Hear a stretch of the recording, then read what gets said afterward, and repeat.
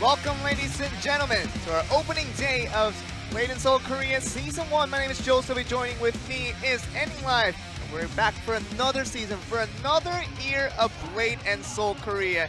A lot of expectations coming towards that new class with the Gunslinger now in the action. And we're going to get just a whole fresh new year of what we can expect from Blade and Soul here in Korea. Any expectations that you're talking about coming into the new season here? Well, like always, a new beginning, a new season is, I'm always grateful for. But during the VCR in the introduction, we did see a roulette in the middle of the stage, and I'm very excited to actually, get a new theme, or not a theme rather, but a new, subject to deal with in this Blade and Soul tournament, because we've had this mix and match. We had the separate of singles and tags for a couple of years, so now we're just adding a new thing to be interesting, make this tournament a little more interesting. And I'm very happy to see the upgrade of the production. I mean, we're trying to test in multiple different formats, as you mentioned, Ending. We're going to get with a new overview of how the Blade and Soul of 2018 will be held. We're going to go with the schedule, first of all. Starting with today will be the first place decider of Group A, and tomorrow will be the same for Group B. Of course, next Saturday we'll start the second place decider of both Groups A and B all in the same day. We're going to get right on to that next day with the dual tournament finally beginning that round 1, continuing on for that next Saturday with the round 2. And the finals will come very, very soon enough, as we'll get the second place decider and the finals all on June 10th on 1300 Korean Standard Time. Yep, so as you guys can see, a total of 6 days for Season 1, and it is all in Korea Standard Time, so there's 6 days, and you guys probably won't remember everything, so just take a screenshot and translate the time into KST to where your region is at. But now this is how the overview will be until the quarterfinals.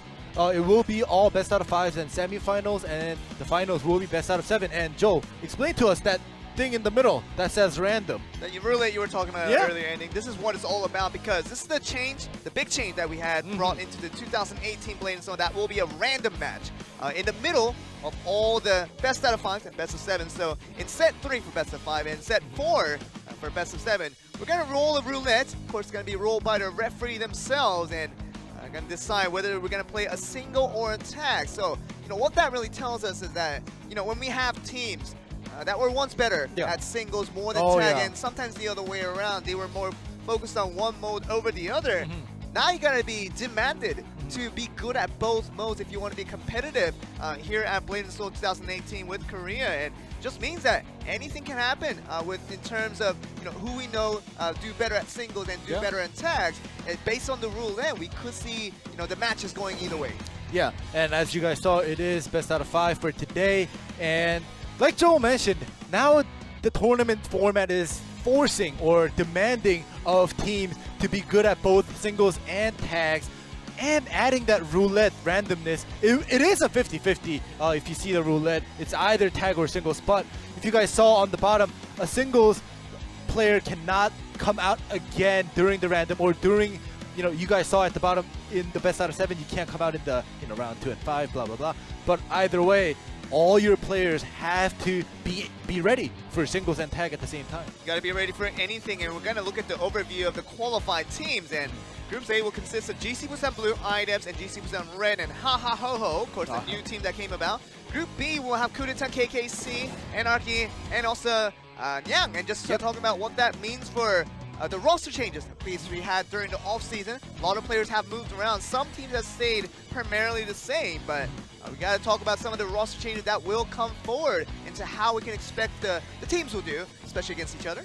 Yeah, so today's matchup, we see the 4 teams that will be playing today. We will have the winners match all the way for Group A, and you guys will soon see the VCR. And like Joe mentioned, there's been a lot of switches in teams. You see a lot of familiar team names here. GC Busan Blue, IDEPS, GC Busan Red. Ha Ha Ho is a new team, but we will see some familiar faces in that new team as well. So soon when we get into the VCR, you guys will be surprised of how the teams have swapped regardless of how they performed last season. And we're going to get to see some of the new roster changes very, very soon here. But let's go into the match prediction before we get on with anything. thinking about who's going to come out on top. And wow, GC Busan Red, 94%. You still see the familiar faces with Junohan still there. Sonja Choi, the World Destroyer, still there as well. But you see a new addition coming right from GC Busan Blue to join as a third member.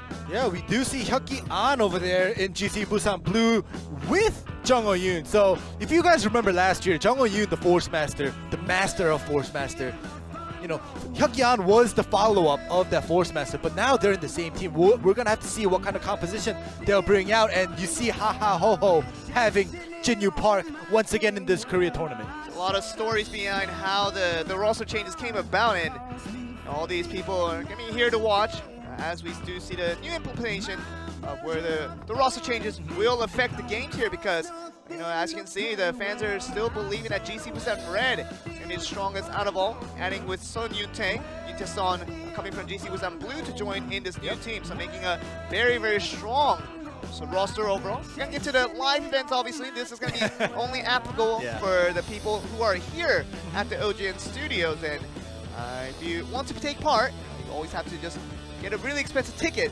That would consist of probably the $5 ticket that you can come to get into the OGN Stadium, but probably thousands of dollars just to get to Korea itself. So, you know, if you're going to be in Korea anytime during this tournament is resuming, always feel free to join in on this event. Yeah, and you know, just since you guys cannot participate in this event, why not talk about some of the team swaps and stuff. And you know, I mentioned about Hyuki An and Jung Ho-yoon, the two Force Masters in Korea currently being on the same team. But I also want to talk about items where Daeung Choi and Hyungyu Kim, the two assassins that we remember from last season, are on the same team as well. So you know, we're gonna have to see what kind of character swaps they have done, or what new characters they've brought out. Maybe one of the assassins, one of the Force Masters might have practiced the Gunslinger to bring out for the composition. It would be alright to obviously, play whatever you want in the singles, but this is more so for tags. Obviously, you talk about, when you talk about composition, you're really just referring to the fact that, you probably will not want two of the same classes in one team. And of course, that would mean that one of the two, especially from GC Busan Blue, talk about Hyuki An, Jung Ho-yoon, formerly just Force Masters in themselves, and you're gonna have to see some changes. And you said Gunslinger might be an option. Might just get to see it a little bit later, of course, but we'll get to get more detail about that once we start introducing the teams themselves. Yeah, exactly. And the Gunslinger, since it is the first season, the official season that we're bringing him out or her out, I've actually seen some NA and EU tournaments where the Gunslinger was a formidable class to compose around, because it can actually stay out on the field for a very long time. It can endure, as well as the damage output is also very good. So like Joe said, we don't know yet. We don't know what these teams will bring out for us, but let's hope that it's not one of those old school metas. We always have a Warlock mirror. We always have this mirror. So we'll have to see. We're going to get to interview VCR to see what the players have decided to say before the matches begin. We'll get shortly into that. Lots of exciting stuff. 할게요. 뭐라고요? 안녕하세요. 저희는 GC 부산 블루팀의 안혁기까지만. 오케이. 안녕하세요. 저희는 안녕하세요. 저희는 GC 부산 블루팀의 안혁기, 윤정호, 정윤재입니다. 안녕하세요. 저희는 아이드립스 팀의 김현규, 최대영, 김신겸입니다. 상코만호. 작년에 블루 같은 경우에는 그냥 끝나고 다 흩어졌어요. 다 이제. 친구가 이제 마지막 부탁으로 이제 같이 하자 하니까. 윤재보단 현규다. 네? 윤재보단 현규다. 그런 거 물어보고. 저는 둘 다예요. 한 명만 좀 선택해 줄래? 하나, 둘, 셋. 김현규. 파이파이 뭐 그렇지. 이게 부산 남자들이지. 굳이 이렇게 오래 가기 위해서 그런 팀은 아니었던 것 같아요. 이거 브라스를 나가도 되는 거니까요. 그냥 각 팀마다 약간 좀 그 성향이란 게 다 있는 것 같아요. 경기 부스 안에서는 되게 긴박하거든요. 저희는 되게 침착한 편이에요. 인정. 말을 하라고. 인정. 저희는 충분히 세다고 생각하기 때문에 자신 있어요. 정윤재 선수는 그 랭킹에도 없더라고요, 잘. 그분은 못 나올 것 같고, 제가 봤을 때 정호 형이랑 이제 혁기 같은 나올 것 같은데 저본 적이 없어서 일단 붙어봐야 알 것 같아요. 작년에 대영이 형이 암신이라고 불릴 만한 실력이었다고 생각해요. 그건 인정하는데 뭐 져줄 수는 없잖아요, 경기인데. 일단 정호 형이 기공사이기 때문에 비장의 카드예요. 기공사라는 클래스 자체가 대회에서 그렇게 흔한 클래스가 아니에요. 저희가 좀 제일 힘들어하는 개인전 3명이 다 있는 조합이긴 해요. 기공사 잘한다는 2명 거기 다 있고 대련 자체를 아예 안 해봤기 때문에 전략이 아예 추측이 안 돼요. 정호 형이 항상 4년째 하는 말이 기공사 약하다거든요. 지금 진짜 세요. 그러고 털리면 나 어떻게 하냐. 윤정호 선수가 멘탈이 은근히 약하거든요. 공략을 하면 좀 쉽게 풀어갈 수 있지 않을까 생각하고 있어요. 안혁기 선수한테는 하나 혁기가 혁기 져본 적이 없어갖고 칠 줄을 모르겠네요. 걔한테는 이름도 금방 기억나가지고. 그 말을 좀 매가리 있게 해라. 오케이. 힘 있게. 대회는 안 떠는 사람이 이기는 것 같아요. 근데 전략이 어딨어. 저희 아이덱스 팀에 전략이 있는데 최대영 선수를 안 덥게 하는 거예요. 일단 얘가 안 더워야 됩니다. 얘가 더우면 안 돼요. 저희는 져요. 그래서 항상 부스 내 처음에 18도로 유지했다가 경기 시작 전에 24도 정도로 유지를 하면 무조건 이깁니다. 대회는 정말 아무도 모른다. 대회는 누가 덜 긴장하느냐 이제 그런 것 때문에 좀 승부가 많이 갈린다 생각을 하거든요. 4강까지는 무난하게 올라가지 않을까 생각합니다. 최소 준우승. 저는 1등 아니면 안 합니다. 이번 시즌 진짜 칼날 갈았거든요. 기대하셔도 좋을 것 같아요.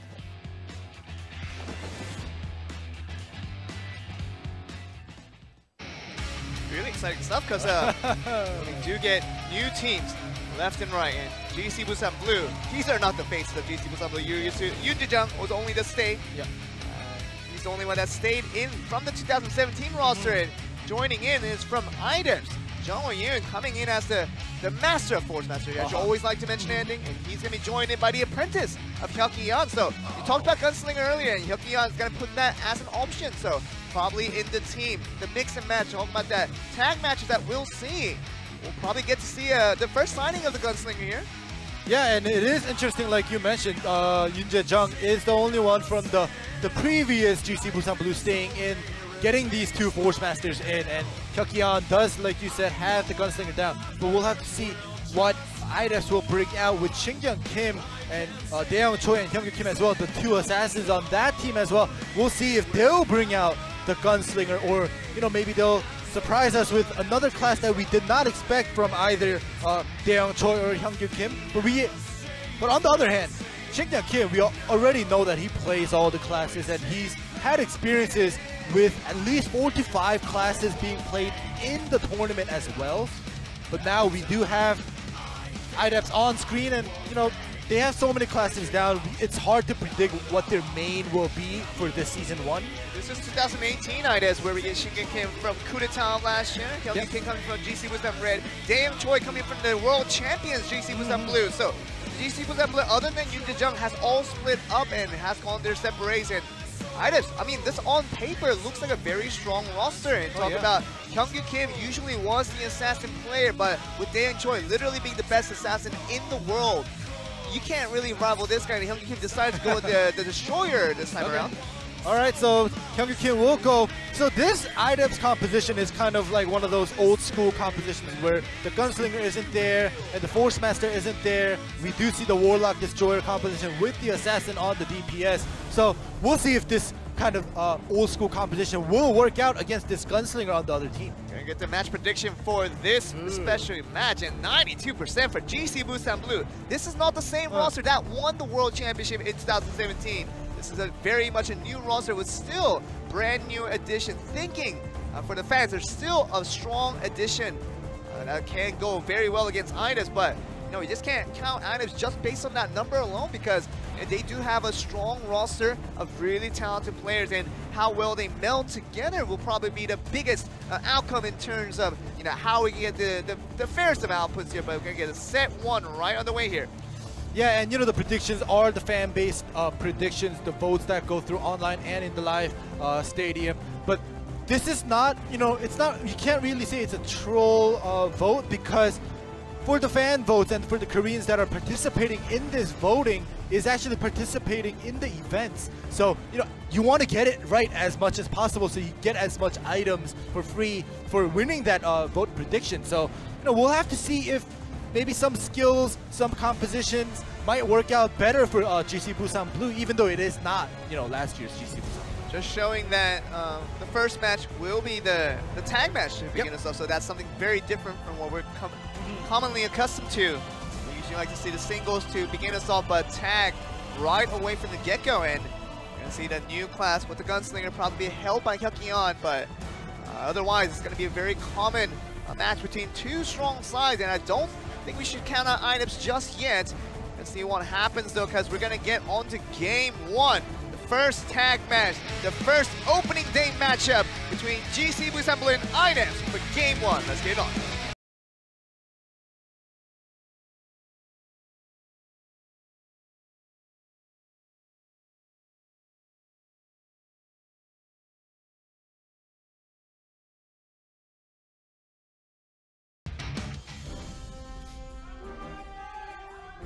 Let's get the match underway. The opening day here. Played in Seoul, Korea 2018, Season 1. Let's start off with Hyuk-Yeon on the Gunslinger. He's slinging a lot of ropes as he tries to maneuver around the assassin coming from the Daeyoung Choi. Yep, Daeyoung Choi's assassin, like we remember, one of the best, or maybe even the best assassins currently, especially after Jinyu Park left. He didn't participate last year too much, and he kind of said that he won't be participating, but he's back. So we'll see if Daeyoung Choi's assassin could match up, or rather Jinyu Park's assassin could match up with Daeyoung Choi. But right now Daeyoung Choi taking a lot of damage from Hyuk-Yeon's Gunslinger. Not having an easy time right now. This is a dark Gunslinger instead of a fire Gunslinger, yeah. What we're usually like to see, and you talk about that more damage that comes from a fire Gunslinger. The maneuvering around with Hyuk-Yeon feels like he felt that was necessary going up against Daeyoung Choi here. Of course, that we know him as the world's best assassin possibly, but go up against this Gunslinger to begin us off. Yep, and Shadow and Fire for Gunslingers. When I test it out, or when I am testing out the Gunslinger in the PvP arena, I usually do Fire and Shadow. I just go back and forth to see which one's better. But Hyuk-Yeon playing it as a Shadow, and and the NA and EU also kind of going back and forth, but mostly Shadow, just shows us that in terms of pro play, this fits better for the tag, especially for the competition. And as you know, they are both about to get force tagged out. 3 seconds left. Yep. This is not going to be a problem for both players to get out of there. But the Gunslinger doing a good job of buying time. He's on the losing end. Gonna have a hard time, but we see the defensive interfere coming in from the Destroyer. Ooh! Just to defend up. Shinga Kim is going to die out right away coming from that Hyuk-Yeon. Putting in the damage with Jung-Won just putting him on the corner. Even the Destroyer just trying to make sure he's there for the defensive efforts. Did not pay off, and we're going to see the early exit of Shinga Kim on here. Shinga Kim literally just got deleted. He came in, got into the airborne. Wow. Just deleted force mass. Too much damage, and that was mostly the Gunslinger damage in the aerial. So, just remember that a class could be deleted off the stage. We saw that mostly came through the Jung-Won pinning his opponent on the corner there, and Shinga Kim had nowhere to escape. And you saw Hyuk Kim was pretty reactive, trying to just get there on the defensive efforts in time, but still did not prevent his ally from going down in an instant, especially with the Hyuk-Yeon coming for that interfere there. Yep, and Yoon Jae-jung finally out with the Warlock. He hasn't had the best time with the Warlock last year whenever going up against Juno Han's Warlock, but let's see if his Warlock has improved a little bit. He's going to be up against the Assassin of Daeyoung Choi. He's going to be back out after having force tagged out, so he hasn't used the tag point quite yet. Getting onto a stun though. Jung does get out, wouldn't escape. Yep, and Hyuk does come back in. So currently, the tag interfere points on both sides are pretty evened out, except for the fact that Shinga Kim just is not on the board anymore. The first 2 to 3 minutes, Shinga Kim just gets deleted with the wallbang into the aerial. But now Daeyoung Choi once again about to be force tagged out. We'll see if a chase will happen. Close down the distance. Ooh, the chase happens. Okay, he's gonna get the stun up, but yeah, forces a persistence out. One of the escapes for the Destroyer. He still does have his tag available. Kim, last time out, he was only trying to defend his teammate from dying out. Failed in that attempt, but gonna be out now for himself to battle against Hyukyeon. He's the enemy that has killed out Shin Kim in his first appearance in the game. Yep, we'll have to see. But like we see right now, Hyukyeon's been practicing the gunslinger. Wow, the wall bang happening. Gonna be a lot of damage coming in. Oh, that interfere coming in. Okay. Dan Choi as well, trying to add to the damage, but Hyukyeon's still relatively healthy. Just put in the damage, gets up in the air. Destroyer having a hard time just trying to get out of there though. Yep, and the tag out happens. You know, right now, GC Busan Blue is kind of in a comfortable position with Shin Kim being out so early. And, you know, Jung Yoon always has the best time when he's up against an assassin. He loves to toy around with assassins, and we'll see if Daeyoung Choi will put up with that this time around. Jung Yoon with an ultimate. Of course, nothing really coming from it, but trying to get towards the inches of Daeyoung Choi, trying to get the angle upon him. Yep. The ult was used to try to get him out of stealth, but the the area effect was not big enough to cover the whole stadium. But for now, like I said, GC Busan Blues is comfortably is going on with what is being put out there in front with Shin Kim out of there. Warlock, you know, Shin Kim's Warlock is one of the best Warlocks in the world, and dying out so early in the game is just putting GC Busan Blue in a comfortable spot. We know the utility possibilities of having a Warlock on your team, and Shin Kim would have helped out in so much, but a lot of damage already, and Jung Yoon, you have to be careful there. Yeah. He almost died out in that instance. Of course, Daeyoung Choi trying to put in maximum amounts of damage. Don't work out, but you see, Hyukyeon coming in. Trying to just get out, but had to use an escape to get out. Yeah, Daeyoung Choi coming in a split second earlier than GC Busan Blues interfere, being able to do that damage to Jung Yoon, forcing him to use his last tag point to tag out. But, you know, Jung Yoon on the Force Master could be on the field, but he's also very good with 2 interferes on the bench as well. Yeah, doing a very good job so far, just maneuvering around the assassin, forcing Hyung Kim to come back out on that Destroyer. Of course, we saw Destroyer having a hard time with this Gunslinger the previous time out.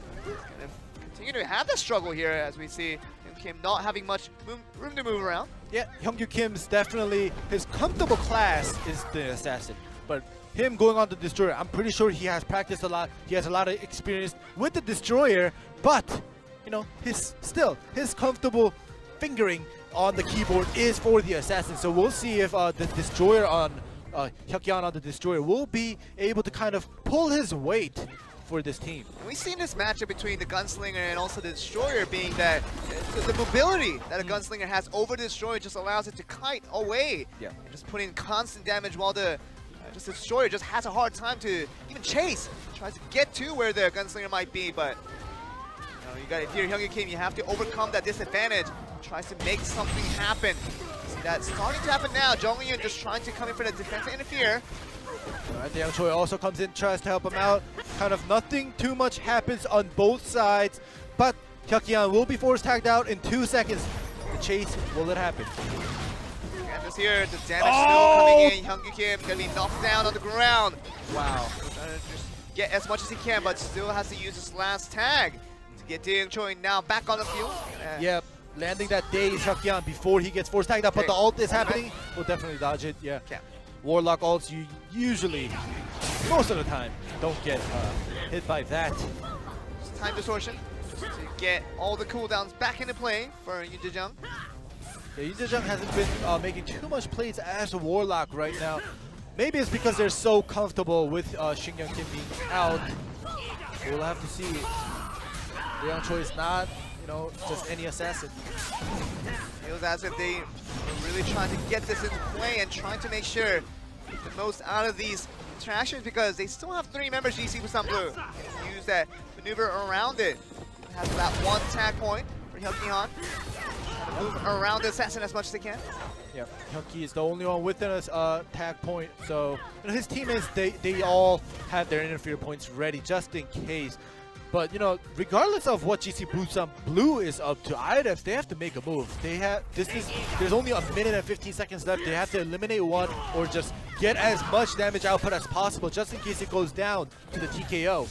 Yeah, to see that he just buying time. He's not really interested in putting in damage, but just gonna force out the interfere once again from Hyungwoo Kim. But what? Oh, what? What? Where happened? Jung Ho-yoon. Uh-oh. Jung Ho-yoon interfered in because he saw Hyungwoo Kim come in. But Jung Ho-yoon came in with around roughly 30 to 40% health, and he got deleted. Oh, wow. But we'll have to see the replay to see what happened exactly. But either way, Jung Ho-yoon is out. Yeah. So it is a 2v2, 35 seconds left. Definitely need a second look at that at the replays, but yeah, but we're still looking at this very late exit of Jung Ho-yoon, which would probably mean that even if it does go to damage charge, see who will put out the most damage in the end. Obviously, GC goes out on the winning end, but Hyungwoo Kim just trying to stay alive. That's the biggest problem for him now right now. Yeah, no tag points for Hyungwoo Kim. There's 10 seconds left. Hyungwoo Kim probably will be knocked out. There we go. Daeyoung Choi all alone by himself. 1 versus 2. 5 seconds for that force tag, but early tag happens. In the end here, we might just get to the KO, but here we go just right to the technical to see who won out in damage, but I'm still curious about how Jung, because I was so focused on Hyungwoo Kim's interfere in with the Destroyer. That's a lot of damage though on both sides. Ooh! But you know, this was expected, to be honest. Yeah. Yeah. You sounded surprised, but GC was on blue. Of course, expected playing with 3 men over 2 for most of that game. It's going to be finding themselves the winner of game 1. There's a tag. Just bring you 1 point. Oh, that's something we didn't mention. Every match now only counts 1 point. So when we had 2017 where tag was worth 2 and singles is worth 1, every match, even including the random match that we're going to get with the roulette, everything will be 1 point each. So definitely will be easy to keep track of if you're the viewer. So, but let's get to the replay here. The only thing that we want to see is how Jung Ho-yoon died out. Exactly. Right when I was so focused on what Hyungwoo Kim was going to do with that interfere that Jung Ho-yoon coming in the back. Right, so this is not the time yet. Jung Ho-yoon has to be under 50% health. That's when he interferes in. Yeah. So he had a hard time with that. Daeyoung Choi just putting damage, which was good, but see right there. So right now. Okay, so now. About 25% health. Yeah, so now he'll interfere in. It's not even a tag. Okay. So he just interfered in, and Hyungwoo Kim was spinning, and he just interfered into Hyungwoo Kim's damage, where he was actually going for Hyuki, but that interfere coming in right next to Hyuki, Jung Ho-yoon took all the damage, and he was just eliminated right after he tagged in. Jung Ho-yoon is making sure that he played a near perfect game on that one, but that one mistake made it look bad, but did not really count against the actual result. See GC Busan Blue now on the winning end against IDEFs. We'll get on sets 2 where we get singles. Who's going to make their appearance. This is going to be the important one to keep track. See who has the courage, especially from IDEFs after losing that game 1. Set 2. Who's going to come out and make an appearance for himself? I imagine it's going to be Shingen Kim. He's always one to really step up on the play and tries to make a difference for his team. And we'll see if that's the case. He has a will, and will be the Warlock for this guy. And Yoon Jung back on his comfort pick with the Summoner. Yeah, we'll have to see which one will win. Obviously, like you said, everything is worth 1 point. And if you guys saw the logo at the bottom, we now have the team logo for every set that, whichever team wins will have that logo next to the set 1 or set 2. But now we do have set 2, Shingyang Kim on the Warlock. We're going to see how this match unfolds after losing that game 1. IDEFs looking to strike back with Shingen Kim now in the lineup. Let's go on to game 2 between GC Busan Blue and IDEFs with Yoon Jung on the Summoner, Shingen Kim on the Warlock. Let's get it on.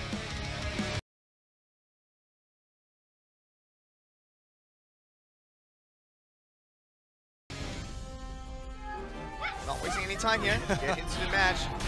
3 minutes of play time. Yep. This is probably the only time Shingen Kim actually gets to play because he got knocked out so early last game.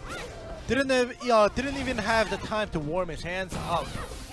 Probably playing 10 seconds at maximum for that last tag match. Of course, let's have more time to prove himself here, but that was a good airborne for Shingen Kim, but the cat actually countered, and Shingen Kim was unable to put in as much damage as he wanted to.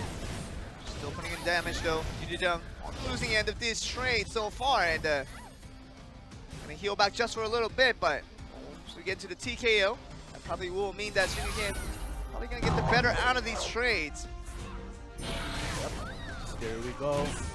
Teleblade landing, but the cat once again putting Shinigami Kim into the aerial. Put him on the wall there. Shinigami just tries to get out. Does use a tap escape to get out of there, but still taking continuous amount of damage. The sunflower. And Kim. The aerial, but the cat also counters that as well. Oh my word. Oh, cat carry. I'll have to say that because every time the Warlock, or Shingyun Kim rather, put Yoon Jae-jung into the aerial, about to put out that burst damage, the cat was like, no. It just comes in and just... But you know what happened? Shingyun Kim played about the same amount of time as he did in tag on that single. That was a quick exit, and Yoon Jae-jung not here to kid around, not here to fool around, and he's gonna just finish the game on that manner. Is there any replay to show? Because the game ended so quickly. Exactly, and right, starting off with the first scene of the replay, the cat counter, and here a tab escapes out, and then he puts him into the aerial, and then the cat counter. So here the aerial, Familiar actually puts Yoon Jae-jung into the air, but the cat is just doing so much 1 minute and 7 seconds on the clock. That's all the time that it took for Yoon Jae-jung to destroy Shingyun Kim second time around, and wow, this is something we didn't expect. Yep. Of course, maybe the fans were more right than we were. We thought this couldn't count off items quite yet, but from this momentum that we're seeing, that GC Busan Blue seems like a much stronger team coming onto the season 1 of 2018. But finally, we're gonna rule the roulette. See what the next set 3 will be, because this will be the all-important one for, especially for GC Busan Blue. One more match here, they could just take home the victory. We move on to the next series, but see what it does though. You know, if you notice, we have everything vice versa. Everything is mirrored except for that small tag match that you see. That's actually extra. So maybe... Do you see that? Okay. Yeah. Ooh, oh. What is that? Is that gonna be singles? Okay, I think it's singles. Okay. But you know, right where that arrow was pointing. Okay, so it is gonna be single, confirmed by our producers, and it's a very close one. And so it could be another quick one. Of course, if we do get a different opponent, if you played in set 2, you probably will not play in set 3. So this is the important one for a different player to take part and tries to do something for their team. And I think this is more important for Ideps. Has been losing 2 in a row now, and tries to get a third one. Let's come back, and they're in a long hill from there because they have to win 2 more matches after that just to take the series. So really important for now. Ideps get a victory. Who are they going to stand down? Who's GC Busan going to stand down as well? You know, I kind of... This came to my head while watching this roulette going on. You know, last year and the previous years for Shingyun Kim, when he loses a singles, he usually comes out back to back to back until he wins. And last year, though, there was a case where Shingyun Kim lost 2, maybe even 3 singles in a row for his team in Coup d'etat. That, you know, this roulette thing happened because of him. Okay, look at this though. Jung Yoon on the Force Master. He's gonna be able to get Hyungu Kim. Not on the Destroyer, but it's gonna be on the Gunslinger. Not even the Assassin. So, you know, we thought it was an Assassin 1 trick, this guy, but has been putting some time onto that Gunslinger. He's gonna bring it out for the singles against Jung Yoon's Force Master. Yeah, it is interesting to see Hyungu Kim bringing out the Gunslinger, because I haven't heard any news about Hyungu Kim getting a lot of practice in with the Gunslinger, but we'll see, you know, how he does, because, you know, a formidable Force Master, Jung Yoon, if you're able to do some damage or even beat him, you know, that allows everybody to acknowledge your class and your place. There you go, and we'll see if Hyungu Kim can do that, because he desperately needs a win right here for his team, where definitely has a long way to go from there, but this could be the beginning of their comeback for IDFs. They win 3 sets in a row. This is going to be what they need, but GC Busan Blue only needs 1 now. Jung Yoon can finish off the series by winning 1 more single right here against Hyungu Kim. So the Force Master that he's so comfortable with, Hyungu Kim, is he as comfortable on the Gunslinger? That's going to be the question we're asking here. Yeah, I'm surprised to not see Daeyoung Choi and the Assassin, but the music changed and we are moving on to potentially the last match of this series.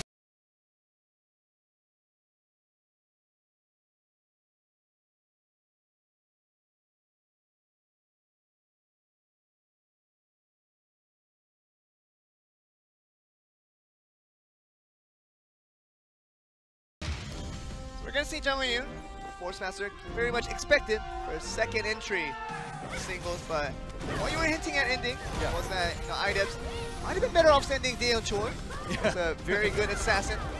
Ends up saying Hyung Kim instead. That's the best way forward here. Yeah, I just gave you a facial expression and you understood me. You're like, oh yeah, I know. But anyways, yeah, we do see Hyung Kim out. And this is potentially the last round. If Hyung Kim loses, GC Busan Blue takes the win for the first series of Season 1.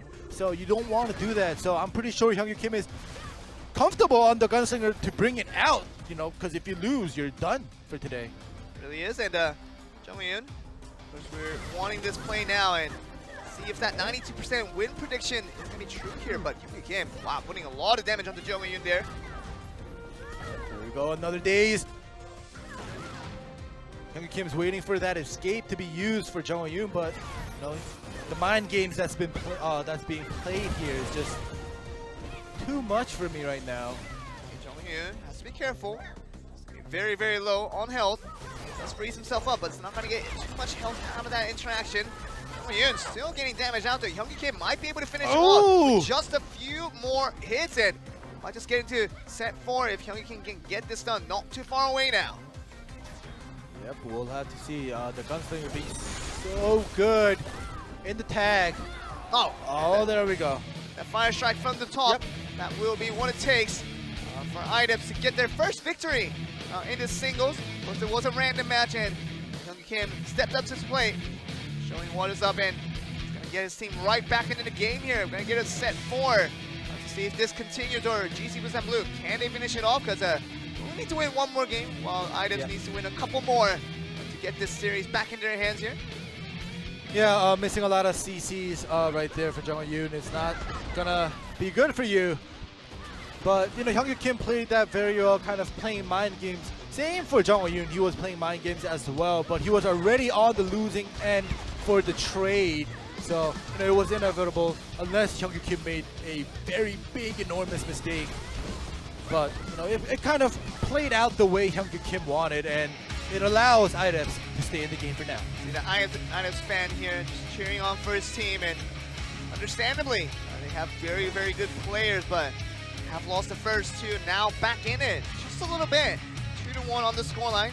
Next tag match tells a story of whether we're going to get back into this one, or we're going to see GC Busan Blue eventually close it out, because the last time around it was relatively an easy win for GC Busan Blue, talking about knocking off Shin Kim very early in the game and having that 3-2 advantage. Gave them so much to work with, and ended up going to a TKO, getting a very good win. So can they do it again? Can Shin Kim stay alive? It's going to be another question there. I want to believe that Shin Kim kind of made a mistake, and as well as Hyung Kim not being able to defend Shin Kim as a destroyer. But what I want to say is that it was a mistake on IDEPS' part. So this tag, let's hope that it's a little more interesting and more exciting, rather than seeing one of the players just being knocked out of nowhere. Really needs Shin Kim to put in his force, because today's showing hasn't been great. Talking about the tag, losing out in such a fashion, and in set 2, getting absolutely dominated by Yoon Jae-jung, and we're back in this now. Set 4, Shin Kim can prove himself once again as formerly one of the best players in the world. We knew that was the case, from a while back. I mean, he's still in this Blade and Soul scene, trying to prove that he's still the best out there, but gonna have to do it with actual results. It's gonna be requiring his energy when it comes to the set 4 performance right here. Yep, we'll have to see. And I was surprised that Hyung Kim came out for that singles, but he did pull his weight. I was surprised to not see Daeyeon Choi come out, but maybe he was saving his energy for this tag match to come.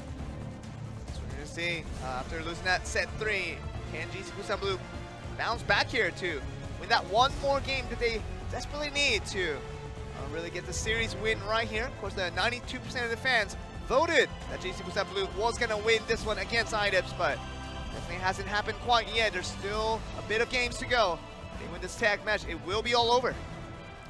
Yep, the compositions have not changed. The same thing is going on for this 4th match. We're gonna get onto the game 4 to see if GC Busan Blue can close it out, or IDEPS, can they stick around and get a game 4? Let's get it on.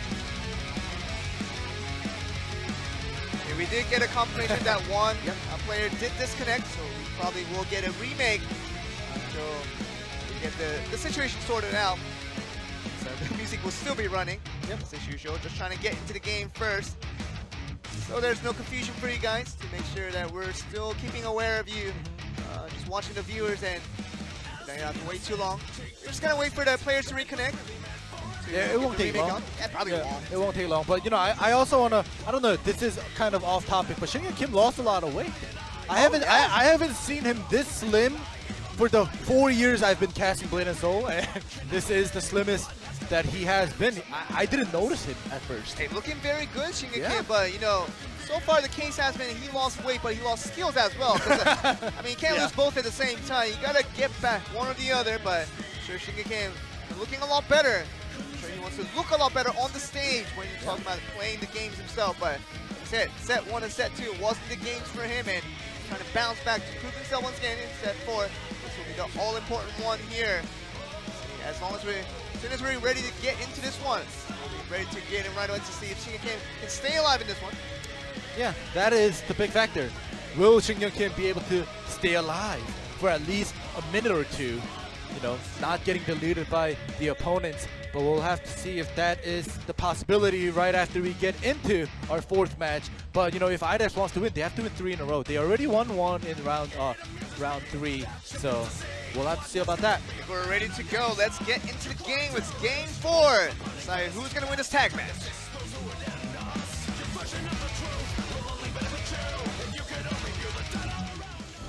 That was probably the longest we've heard that music. That was. Back into the game almost now. finished that. There you go. Hey, we never want to finish that music ending. That's the point here. But Shin Kim now back on the field. That Warlock. Once again. Gunslinger for GC Busan Blue. All right, they have been trading right now. A good interfere to do a little more damage onto Hyuk-An, but pretty evened out right now. Jung also comes in for that interfere. See Hyuk-An just trying to stay alive on this one because Shin Kim did a lot of damage, especially with Hyung-King coming for that interference to put him on the wall bang. Yep, the familiar is gone for Shin Kim. He has to kind of wait for that cooldown to come back, but the tag happens right away. He knows that he doesn't want to get deleted from this round. Was a crucial point in set 1 when we had the first iteration of tag. And he needs 2 teams. That Hyung-Kim use a tag point just to get out again, and Shin Kim is right back on the field, but does a lot of damage to Jung-Yoon. Yeah, that was a good tag out for Hyung-Kim. Shin Kim coming in, putting him into the area with Daeyoung Choi's interfere to do that damage onto Jung-Yoon. We'll have to see if Jung-Yoon will be able to stay alive, because Jung-Yoon is usually the person to stay all the way till the force tag happens. The tag now, the interfere happening for the side of IDEPS. Just putting the destroyer out there with Hyung-Kim trying to come out and protect Shin Kim.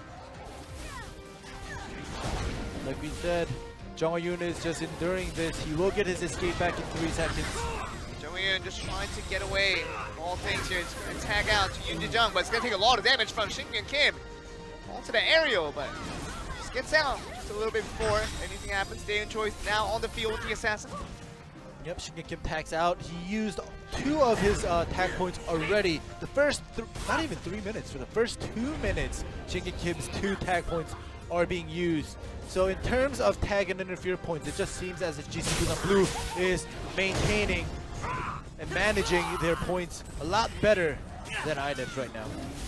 Young trying to damage on Daeyoung Choi, but having a hard time to do so. Is Choi just maneuvering around. That mobile character that we know.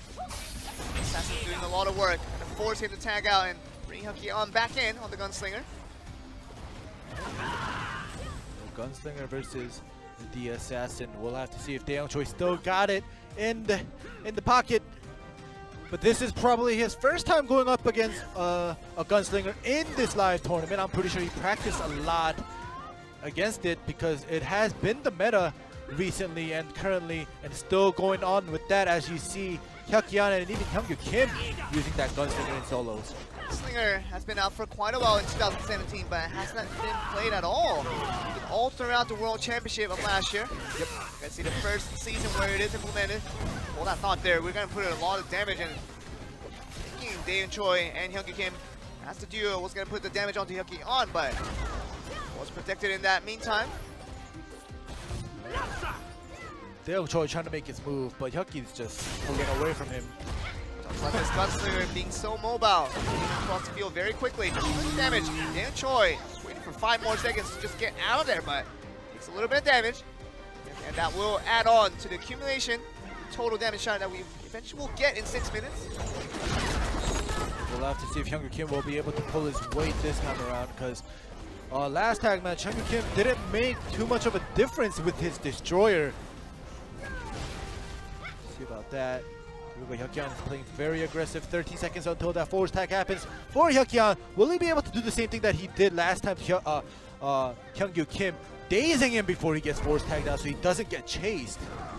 See him trying to just close the distance. Hyungi Kim gonna bring Shinga Kim out as well.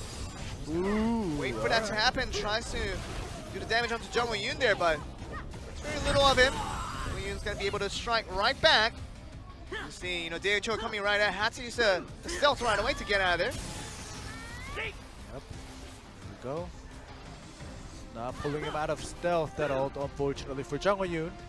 Dae Choi still stays in stealth. There we go. Making his move. See Jung Won-yoon trying to move in there. With the landmine, just trying to make sure what they have is going to be working, but a lot of damage. Dae Choi is going to be coming up from the ruthless effort coming in from Hyungi from the Gunslinger. We do have 2 tags for Dae Choi. Very low on health, but the other 2 members don't have tags, so he wants to stay out as long as possible until the 3-minute mark. Okay, the ultimate's gonna be coming in, but it's not gonna be leading to any type of damage. Dae Choi has to be careful though. It still has that tag point that he's finally gonna use. Bring Shinga Kim back out. See so much tag points being used for the side of IDEPS. Dae Choi having 1 more tag available where Blue feels relatively more comfortable in that instance. Yep, Shinga Kim has to stay out for 1:30, but after that 1:30, it'll hit the 3-minute mark, which will give the interference for either side. So we'll see if he's able to stay alive until the end without any help from his teammates. No, the interference will come back, but the tag points will never come back until the game ends. And this means that Shinga Kim, along with Hyungi Kim, has to be careful. Long time they're gonna be staying out. Stay alive as long as they can. We're reaching the 4-minute mark. 1 more minute until we get that 1 more interfere points for everyone on the field here. Yep, Shinga Kim is out of both escapes for at least 25 seconds. We'll have to see if GC Busan Blue will be able to make a move here before the 3-minute mark, like you mentioned, before they get that interfere points. Shinga Kim taking it easy here. The ultimate on the Familiar to destroy it immediately. That will mean the last tag point will be used to bring Hyungi back out. Shinga Kim still has to survive for 30 more seconds. Can he do that though with Jung Won-yoon just trying to make the disruption? Oh, immediate destroying of Shinga Kim. How about Gunslinger doing so much damage? He couldn't hold on, and Dae Choi looking like he's gonna go down once again. That's gonna be him going down to Hyungi, and Hyungi having a double kill all to himself. Just looking for the 3rd one with the destroyer being his last target here. Yeah, Hyungi with the Gunslinger doing so much damage that instant burst damage from that Gunslinger is just, it just deletes a character, and Shinga Kim and Dae Choi, they definitely know what it tastes like. Oh, but the ultimate coming from Destroyer doing a pretty good job, but Jung Won-yoon just gets out of there. But like I said, this is important to mention that Gunslingers are quite OP when given the opportunity, and you saw it right there. 80% health from Shinga Kim does not matter, but Hyungi Kim is going to have a hard time to destroy at that as well. Not even going to last for the TKO to happen. It's going to be about the Force Master Jung Won-yoon finishing it off with IDEPS going down to GC Busan Blue indeed. Yep, so this was the last game because GC Busan Blue won. Best out of 5 is the first team to obtain 3 points as the winner, and GC Busan did that. So now they will be moving on to the winners round. That we'll have to see who wins against the next matchup, Haho versus GC Busan Red. Other 2 teams waiting on the line here. You see GC Busan Blue on the winning end here. We thought they would have just taken it in set 3, but we saw the valiant comeback from Hyungi Kim on that Gunslinger. So, Gunslingers has not lost a single game throughout today's matches, and just shows how strong it is still. After a few months of balance, it has been going back and forth here. Gunslingers are very, very good still, as long as you can utilize it correctly. Yep. So I don't know, Hyungyu Kim not having any interfere points, not having any tag points as well for INEPS cost them the game. But right now, ooh, that moment. Split second. It just deletes Shin and then Daeyoung Choi comes in. Nothing. Nothing can do when you have damage in the aerial. You have no other ally to protect you from that instance. That will be an easy win going over to GC Busan Blue. So that 92%, the win prediction for this team right here was no fluke, and it was really not a troll pick as you were talking about for the fans. They definitely knew the whereabouts, the information, the data of how this team compares to the other. And right now for INEPS, it is a bit of a disappointment with that strong roster they have, with a strong lineup of really talented players. They cannot even put up a matchup, even a close fight against GC Busan Blue here. Of course, the 2017 World Champion with a different roster. It's still looking very, very strong as they approach 2018. Yeah, like you said, the fan votes are fan votes, but they probably follow these players a lot more than we personally do, because some of them are in their clans as well, so they definitely know how things have been changing, what's been going on with teams. So, you know, these fan votes are pretty... So that's going to be that for the game between GC Busan Blue and INEPS. We're going to return after a short break to come back for the second series.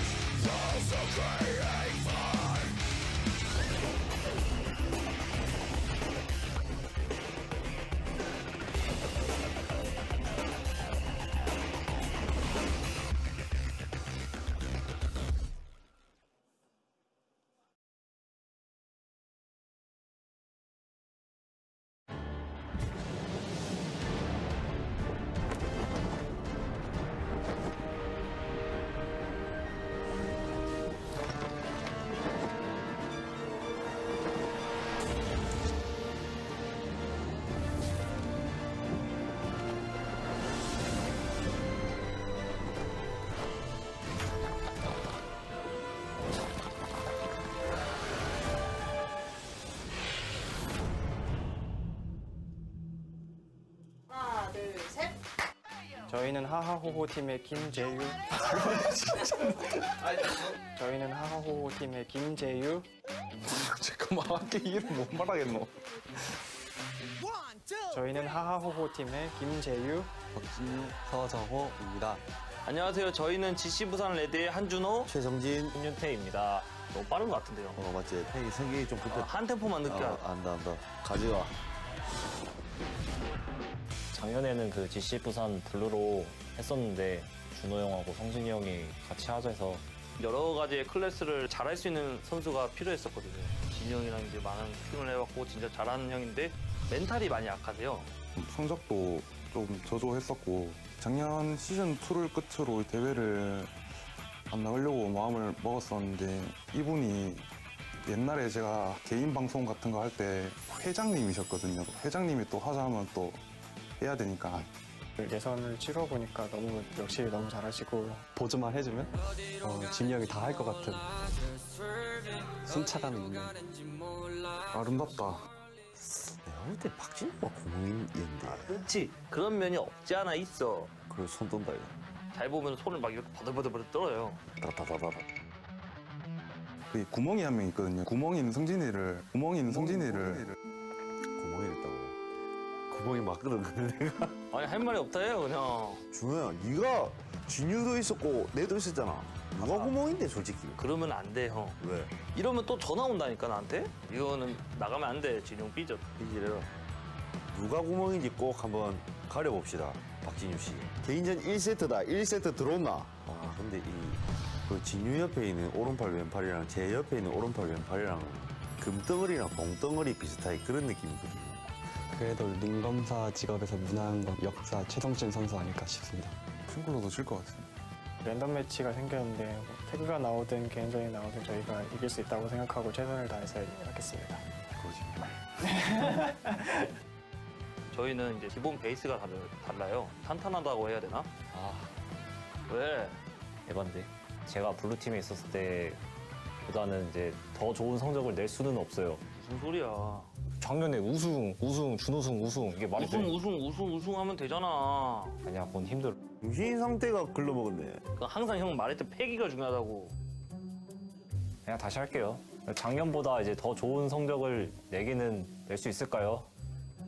가요. 즐겜 마인드이기 때문에 어디서 져도 상관없습니다. 8등하면 되죠. 그게 욕심이 없어가지고. 아 진짜 진영만 있으면 끝까지 올라갈 수 있죠. 아름답다.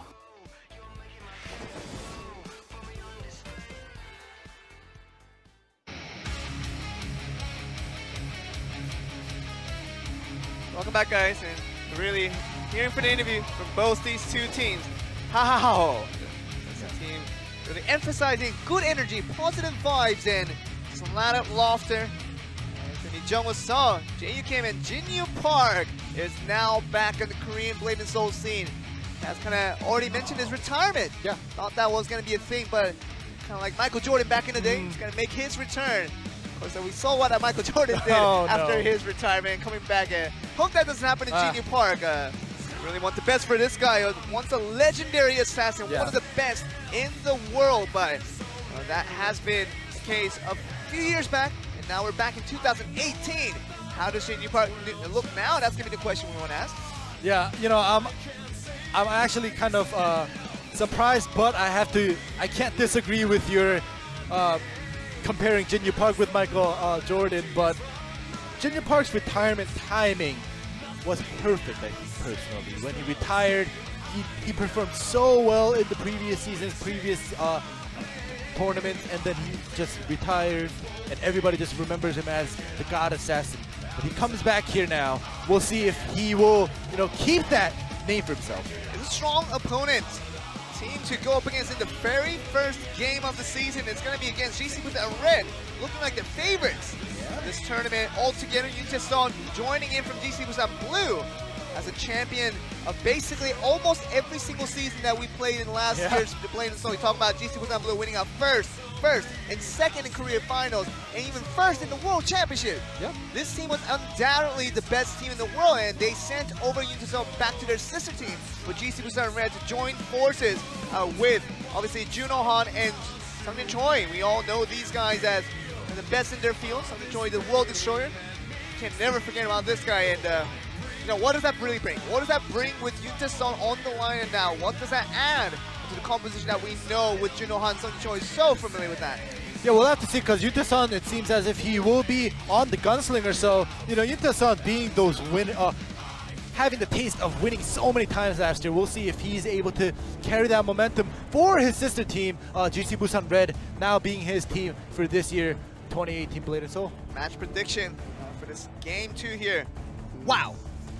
Not even 92, 97% prediction that the GC Busan Red is going to win over Haha Ho-Ho. And man, that's a mouthful if I've ever seen one. And 97% with 3% of the entire fans voting that Haha might just win the game. Yeah, maybe out of if this vote was out of 100 people, maybe these 3 voted for themselves. Hey. No, I'm just kidding. But we'll have to see. I'm curious about how Jin-Yu Park will do with his 2 supports. As you saw in the VCR, the 2 teammates on Jin-Yu Park's side was kind of talking as if, you know, as long as we support Jin-Yu, he will carry us to maybe even to the finals. I mean, Jae-Yu Kim is going to be playing the Warlock with Jung-woo-seo is going to be playing the Blade Dancer. Very much 2 supports for the Assassin. That's going to be putting up most of the damage for this team. And okay, straight a vision from there to see, you know, what that will bring to us, because we're going to start off with a tag, as we always do, with set 1.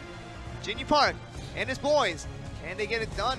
GC Busan Red still bringing out a very, very strong, possibly the strongest roster we have in the tournament with Sungmin Choi, Juno Han, and Yuntae-son. And man, that's really a strong roster that we want to go with. And we're trying to see, you know, whether we can get into the game very, very soon, because this is going to be an exciting one to see ending, and to see, you know, how strong this actually translates into results. On paper, yes, it looks very strong, but we saw that items with very strong players themselves didn't perform as well. So GC Busan Red, are we going to get to see possibly the best team in all of Korea in 2018? Yeah, we'll have to see about that because last year's GC Busan Blue, I don't know if you remember Season 1 and Season 2, I was talking as if, GC Busan Blue, looking at individual players, I didn't expect them to do that well. Maybe a win or two, or maybe a second place, but them winning three series and second place in the Korea finals, that just surprised me. And last year's team was coup d'etat actually, that I thought was one of the stronger teams. But this time around, this year, GC Busan Red, they might be last year's GC Busan Blue, like Joe said, but they might also turn out to be like last year's coup d'etat. Having the strong team, having the strong composition, having the strong members, but not performing as well as, what we expect. Okay, so we're back on our screen just to see. There is an headset issue for one of the players. And, for Sungjin Choi. And this means that we need to just take some time to make sure everything is sorted out. Of course, you do need to hear the sounds, obviously, when you're playing Blade. And so without sounds, you're playing at an extreme handicap. Yeah, you gotta hear the whole house, of course, coming from the Warlocks. That just gives it all. Like, oh, ha. You have to hear that. We'll definitely hear that along with every other sound. Of course, it's really important for Sungjin Choi to get all the audio input in trying to win out the games. Of course, the GC Busan Red seeming like they were the favorites, according to the fans, obviously, who has been keeping track. Like you said, they have had close relationship with all the players there, and they know exactly their whereabouts and their current form in terms of how well they've been performing recently in times. And we're going to see if GC Busan Red can follow up to the hype and really bring us the result. That's going to be really a straightforward path to their victory. But once again, we're looking at Ha. It's an interesting team. It's going to be mostly based around Jinyu Park and the other two players with Jung Won-seo and Jae-yu Kim. They're going to be there to support him to make him a better player all in all. But this team looking like a lot of question marks as to how strong they will actually be. We're going to soon find out with the set 1 coming up. Yeah, a couple of years ago, Jinyu Park actually pulled off a 3v1 in the World Championships. So maybe, Jae-yu Kim and Jung Won-seo just watch that clip over and over again and thinking, yeah, we can allow him to do that 3v1 again if we support him. But if that's the case and that's the reason why they brought in Jinyu Park on their team, that might be a mistake because that was once in a lifetime kind of thing. Pulling off a 3v1 in the World Championships, but. Jinyu Park is the focus of Ha. But on GC Busan Red, all three members, they definitely have the experience. All three of them are very well known. But Yoon Tae-sun being on the Gunslinger, he's been the character, he's been the person, the player last year that kind of swapped in with different kind of classes every other round to show that he was able to play all the listed characters that he put down. And did not perform too well with the Assassin, if I remember correctly. So we were talking like, Yoon Tae-sun, just don't bring out the Assassin, please. But we'll see if this Gunslinger will, show us a different kind of meta for Yoon Tae-sun.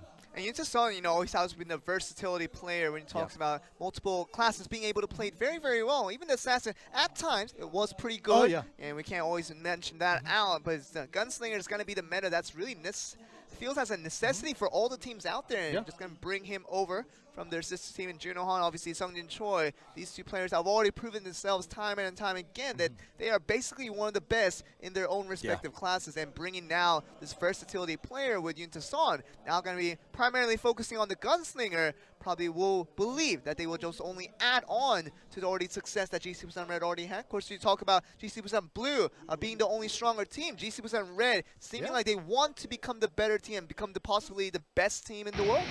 Yeah, we'll have to see about that, but the music has changed, and we'll get into the first round of this second series. Let's get it on. But we got another disconnect. So psych. So we're gonna have another. Yeah, we're gonna have another pause and just another remake. Yep. We apologize for the inconvenience. Of course, we're trying to get into the game just as much as you guys want to get into the game here, and yeah, we don't want game resets during the game. So if we're gonna have a reset or remake, I'd rather have it before the game actually starts. Sure. To be honest, it'll be best if we didn't have any remakes at all. But if there's going to be a remake, it's better before than in the middle. But we'll have to see. Like we said, if Yuntae-san will be able to show what a gunslinger is, because Hyuk-Yeon definitely showed how a gunslinger should be played in a tag team, as well as Hyung-Yu Kim in the singles. Even though IDEPS did lose out, Hyung-Yu Kim did show us that the gunslinger is definitely formidable in the singles as well. So we'll have to see what Yuntae-san could bring for us. And another record we're going to keep track is whether Gunslinger will actually lose a game, because we've seen in the last series it hasn't lost a single game in that tag match, even to the singles. We're just trying to see, how they do. I think we're almost getting ready, guys, to get into the game. Finally, I think we're just going to get in. The first step between Hao and GC Busan Red for the first game. Finally, we're in ending. We're finally ready to go. Jinyu Park going to start us off with the assassin. Can he bring the old tricks? Oh, okay, just gonna use a tag on the first second of the game. Okay. Yeah, Jinyu Park just getting out, coming out and tagging out. Maybe the lineup was wrong. I don't know what happened, but Jae-Yu Kim is out on the Warlock right now. We'll see if he will be able to create opportunities for Jinyu Park to interfere in and do some damage onto Yuntae-san that is currently out for GC Busan Red. Son had to use his escape to get out of that stun, but had Junohan come in for the interview to give the time distortion back, give back his cooldown, and be fine to stay along that 1 minute mark.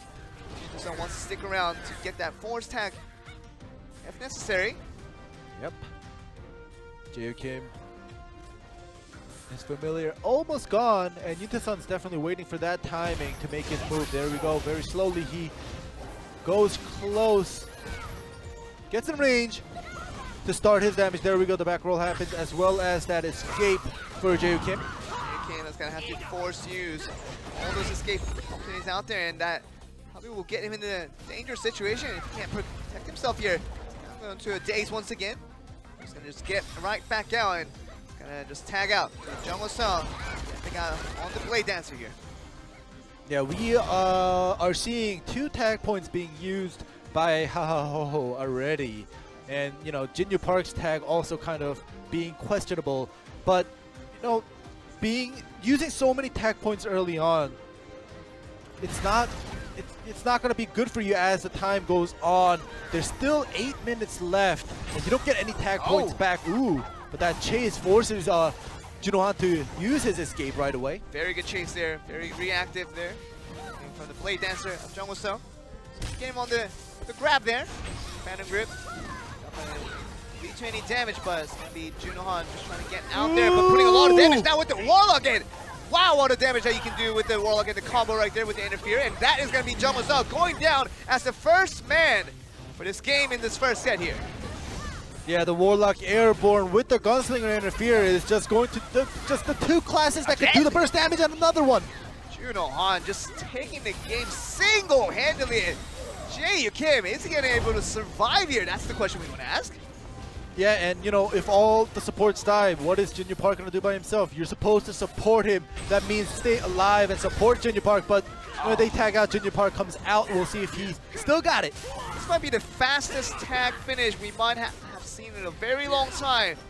See Jinyu Park just trying to throw the landmine to put in damage, but he knows how far he's behind it. We might just see the end of Jinyu Park here. 1 more damage all to do it, but barely gets out with that stealth there. Yeah, the Bombard, trying to get in that Bombard combo.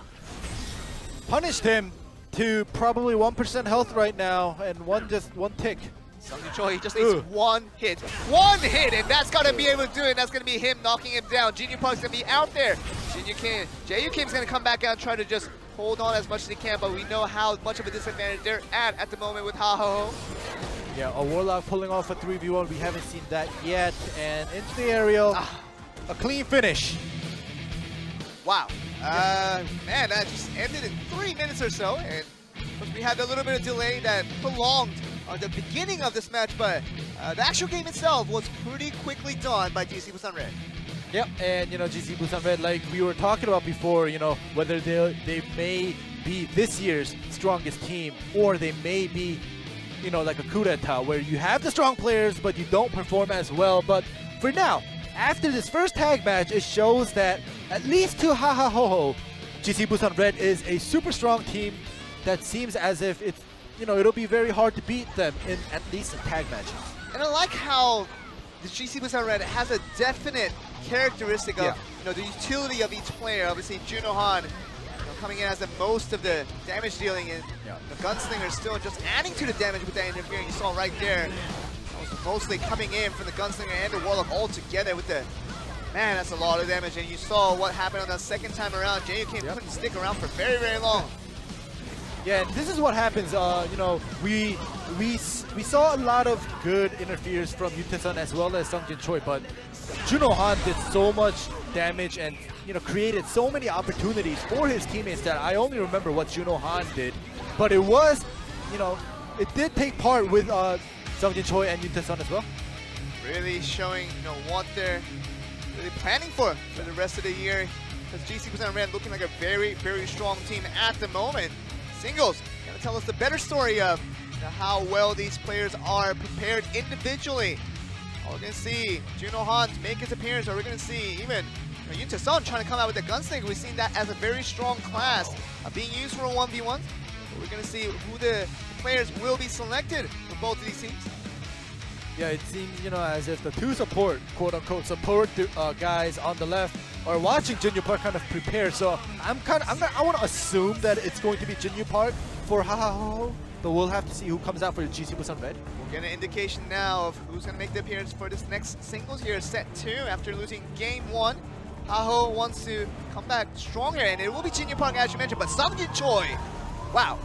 The Destroyer versus Assassin, we know how that goes. It's not happy times for the Destroyer. We know the Assassin, if done correctly, should win this game very, very easily there, but Sungjin Choi, he's done the most difficult things in the past, and I think beating out Jinyu Park is going to be the challenge that he was actually throwing out. He said in the interview that he's ready to face on Jinyu Park, just ready to get at me. Come ready at me, and I think it's going to be the actual challenge accepted by Jinyu Park as we get Haho versus GC% Red in this game 2. See who's going to make the advantage a little bit bigger as we get onto the next match here.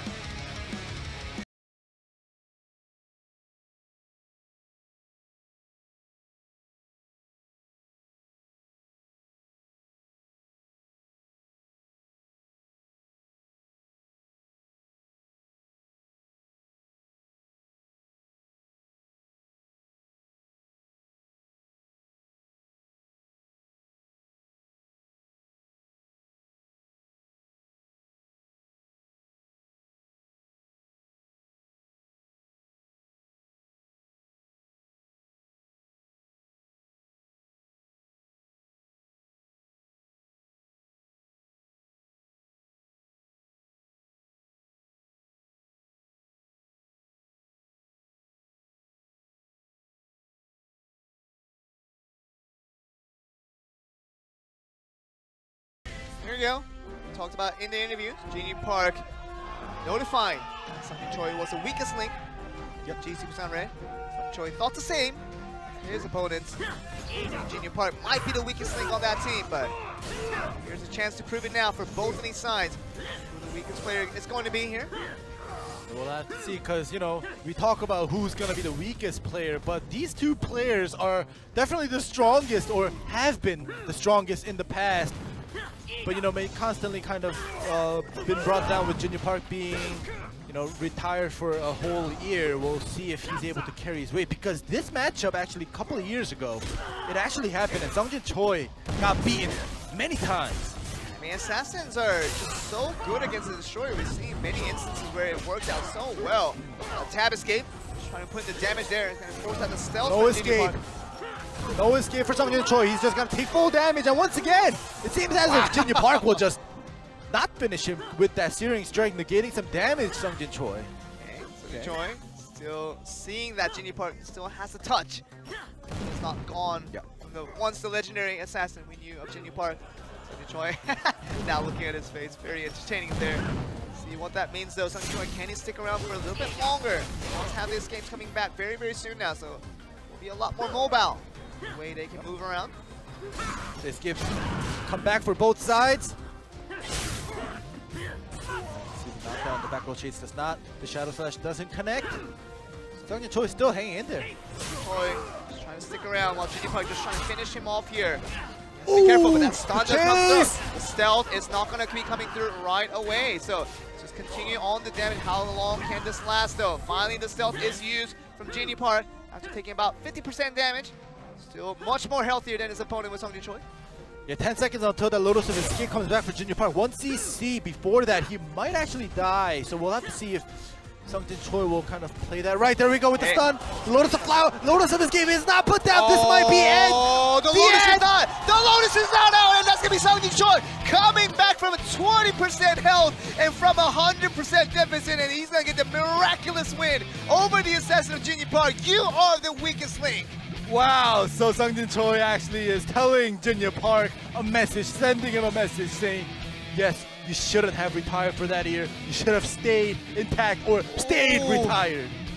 It's kind of like the message that Sungjin Choi is saying, because, you know, he was, like you said, at like 20% health, and he still came back at Junior Park. He didn't have the Lotus Junior Park. I mean, he had the cooldown back, but after using that stealth, all he had to do is just put down the flower. Yeah.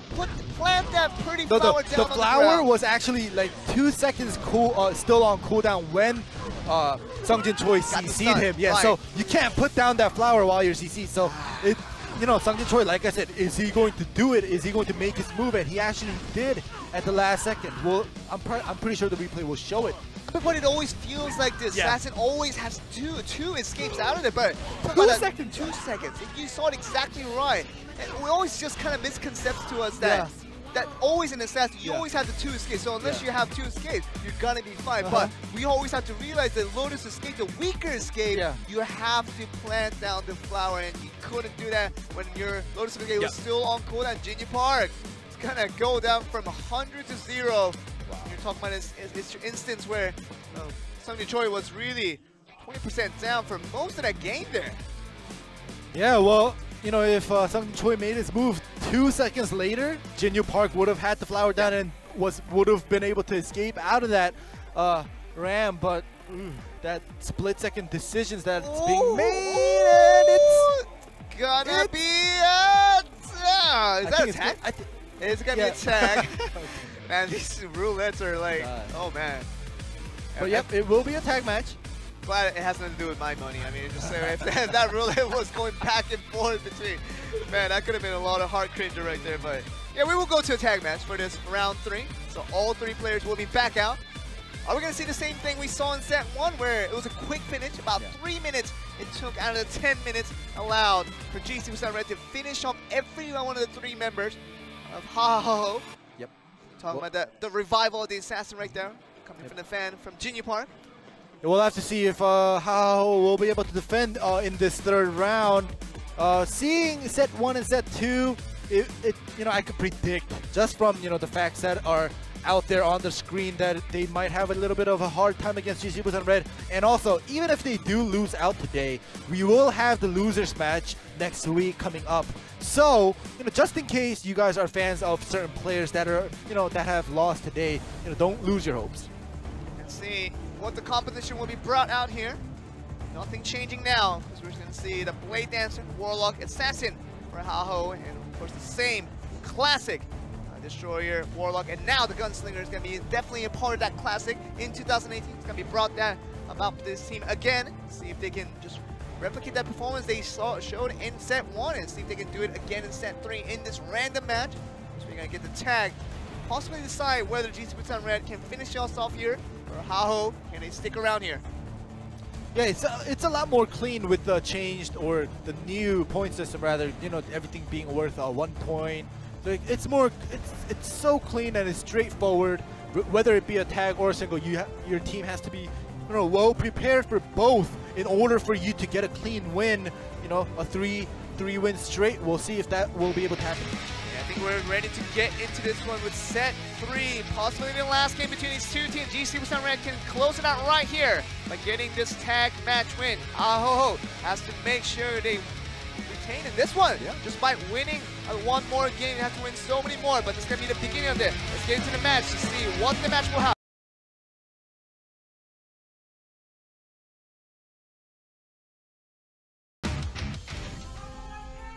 Let's begin the game now.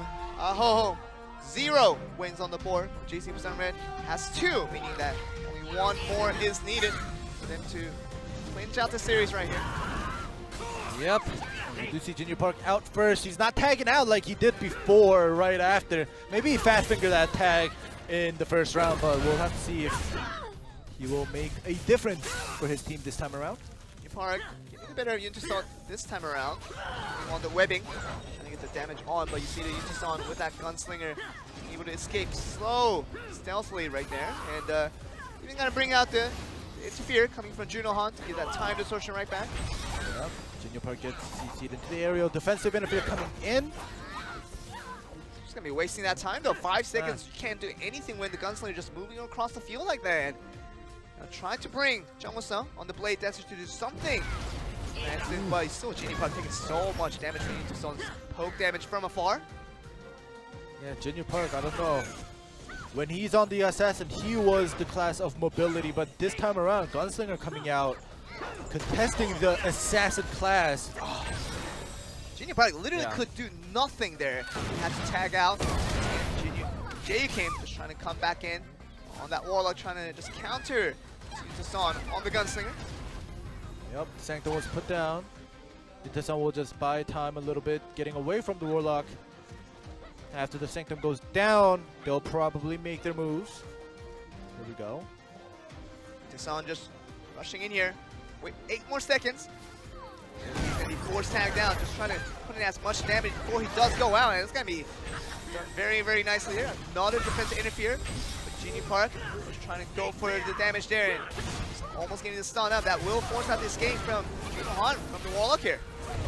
The time distortion is put down. It is a mirror, and you know when you see a Warlock mirror, it's very dull at times. But this time around, they are trading some damage. And Jae Kim's familiar gets down super fast.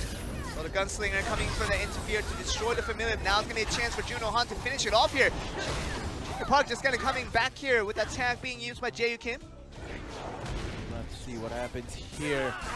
Junior Park has to make a difference because he is sole DPS that he's being supported by 2 members, but his health is so low right now. And all the escapes gone now. Junior Park, I think he has to use another tag point, which he does. Final tag point. Just to get out of there with having no escapes. And Jungwoo-sung back out on the field. Yuntason is going to be back out as well. It's going to be a Blade Dancer versus Gunslinger. That thing has not gone so well last time around when they faced each other. Yeah, it's, you know, if you look at the health bar, it kind of tells a story where, you know, GC Busan Red is just slowly chipping down on that damage. That was a close one right there. Saw the stun coming through. Just getting out, but Sung Choi comes back out on the field with that tag point being used by Yuntason. Put him onto the area, puts a lot of damage with that Gunslinger interfere. Very nicely done there. Jungwoo was definitely put on the spot right there. Jae Kim coming out once again. Just blocking everything with that quill. Does get grabbed. Yeah, just throw him up in the air here. Fine for now. Jae Kim has to use this tab escape to get out and has to even use a back roll. Just trying to get away more than trying to attack himself. So all the escapes gone now. Might have just used the last tag point here. Jae Kim doesn't look very safe from his predicament right here. Yeah, there's still 6 minutes left and so many points have been used by Hao. We'll see if they will be able to endure this fight. Because if they lose, they are going to lose this bracket, but the damage coming in. That's a lot of damage, and that's going to be finishing him off, and Jae Kim is going to go down from Yuntason's interference. Yeah. Junohan, once he gets his opponent up in the air, just calls in, summons the Gunslinger, and that's going to do all the damage that you need to finish off a player. Here we go, at this very similar situation once again. 4 minutes in, see the one player go down for Hao, and it's not looking good. It's definitely not looking good, like you said, but you know, the Warlock Gunslinger aerial combo, it's not supposed to happen this often in a tag, because you do have the party save skills, but you know, on Hao's and you know, not having so many tags, not having so many interferes, not gonna be able to save your teammates. Gonna get deleted. And look at Junior Park out on the field, no tag point and no interfere from Jungwoo-sung. He's gonna be all alone for 1 minute and 30 seconds with less than 50% health. Yuntason, he's very aware of this, just gonna bring Sung Choi out. Man, this is gonna be a tough situation for Hao to deal with. So stick around still for 1 minute and 15 more seconds. We're gonna have a hard time there. Yep. Alright, so no interference on either side except for Sung Choi, who is already on the field. He does have one tag point out, but this kind of is the revenge match for Sungjin Choi, rather Jinyu Park. Destroyer ultimate, not really connecting there. Knockdown into the Searing Strike.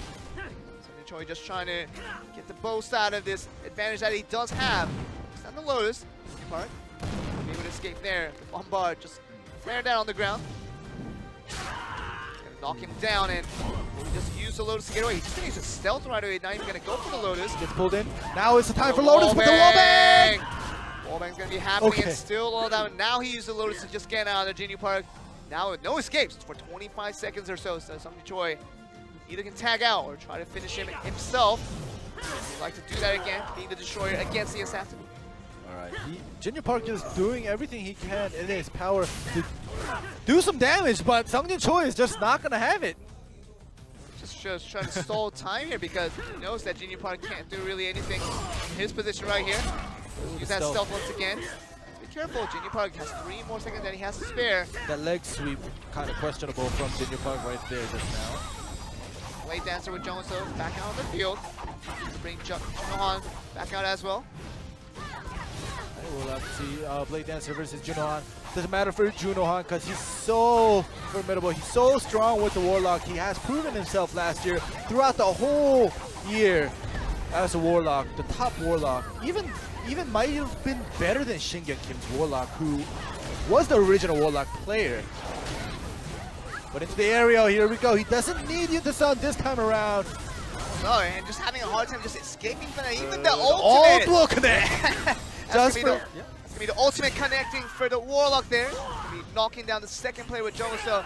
Now Jinyu Park barely survived that last time around. He's gonna be back again. Looking like he's gonna have even a tougher time to survive in this instance. That will be the end with Unison finishing up with a bang. That will be once again GC Red looking as dominant as ever. Gonna get that really nice win against Ha. And they're gonna just get the clean win, 3-0 on the board. And that will be the end of the series just right there. Yeah, it was a clean win, straightforward as if you guys were watching. There was no twists except when, in the singles when Jinyu Park almost had it. But Sungjin Choi comes back and tells him and gives him a message. But now for the winners match for Group A will be coming up. GC Busan Blue versus GC Busan Red. We saw this in the World Championship that these 2 best teams of all of Korea see it once again. Very much the opening day. Wait in Seoul, Korea, 2018 Season 1. Very exciting times now ending to see which of the 2 GC Busan teams have looked really strong on both of their matches. Gonna be the better ones this time around today. Yeah, I like how you mentioned that, the 2 strong teams that you see. This might be the early finals for us where we see the 2 stronger teams, or possibly the 2 strongest teams in Group A going at it, starting off from the first day. Could very well see that.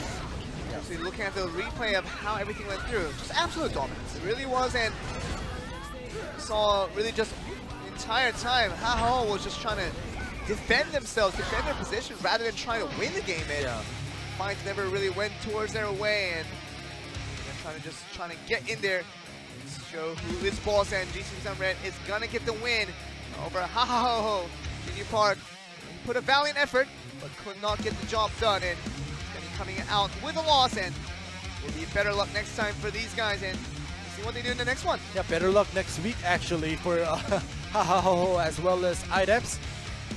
But yeah, I'm so excited finally to see the 2 sister teams, the 2 stronger teams of Group A go at it in this winners match that we'll have very soon after a commercial break. But let's hope that the 2 losing teams today will not get too down and just practice and show us that they could win in the next week's losers match. And GC Busan Red not gonna have much time to rest here as a short commercial break will probably lead us on. We'll be back after a short break. Winners match coming up.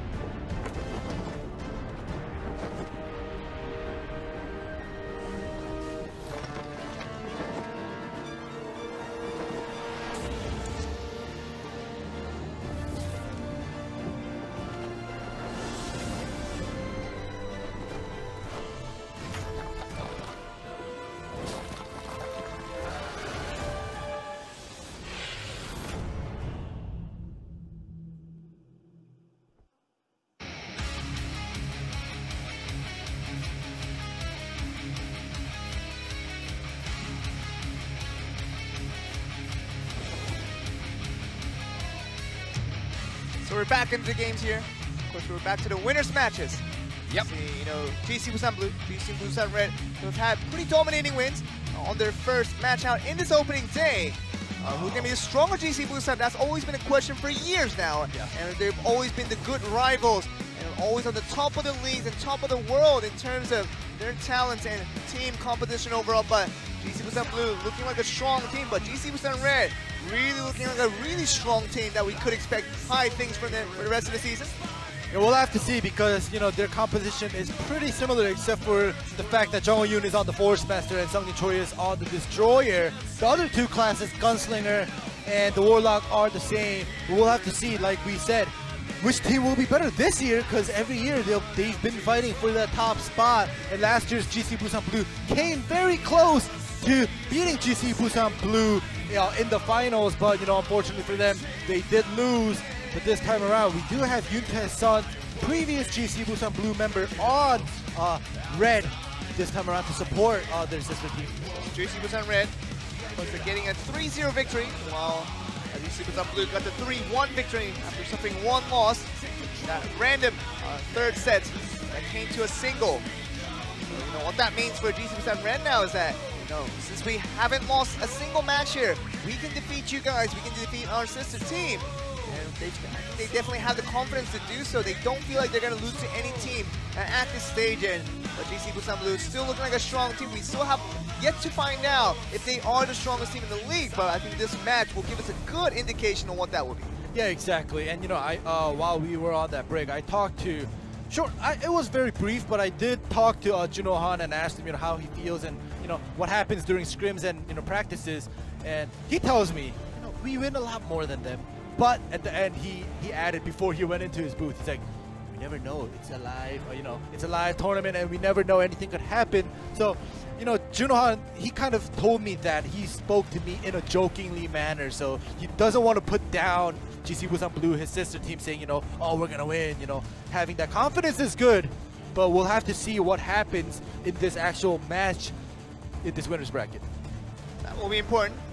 We're talking about two GC Busan teams who have always been the strong teams in all of Korea for many, many years now, and they lived up to the prestige that this team has established over the years. And still we see the two GC Busans looking like maybe the strongest teams in all of Korea and maybe in all of the world, and still very much a possibility of doing that. Last year's 2017 World Championship did end in the finals where GC Busan Blue and fought over GC Busan Red and eventually got the championship. But I think we're going to be ready to get into this first game between the two GC Busans to see who's going to be the stronger one, starting us off in game one.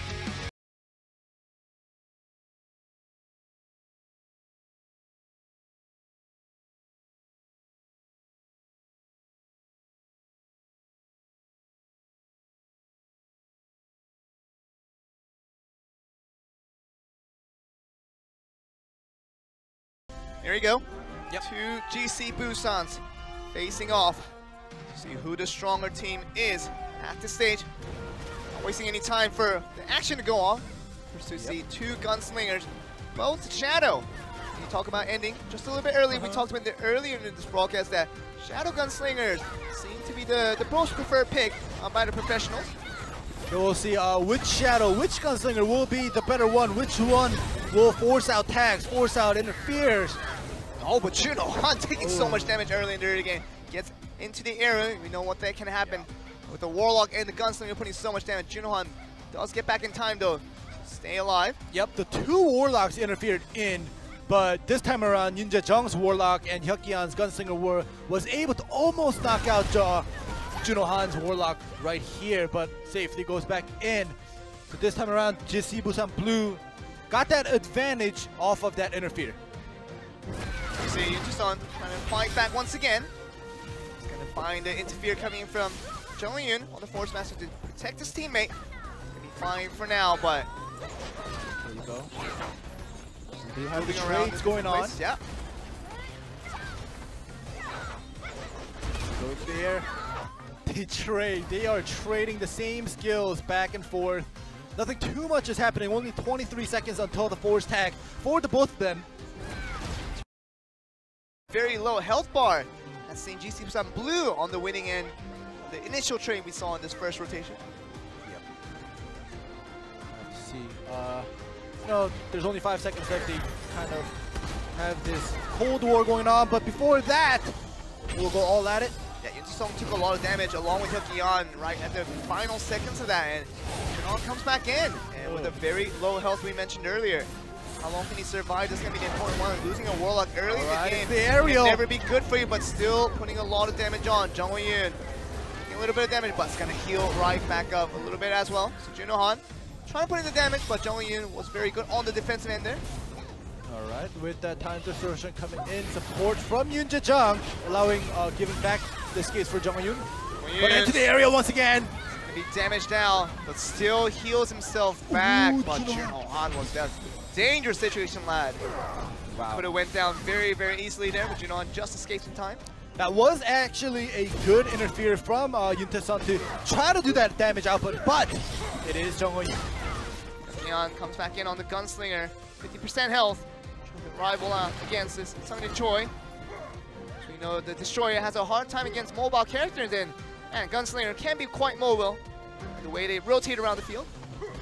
Like I said before, you know, Gunslinger is actually contesting the Assassin for the mobility class this time around, with Gunslinger actually coming out in the Korean tournament for the first time. There you go. See Sungjae Choi just trying to stay alive here.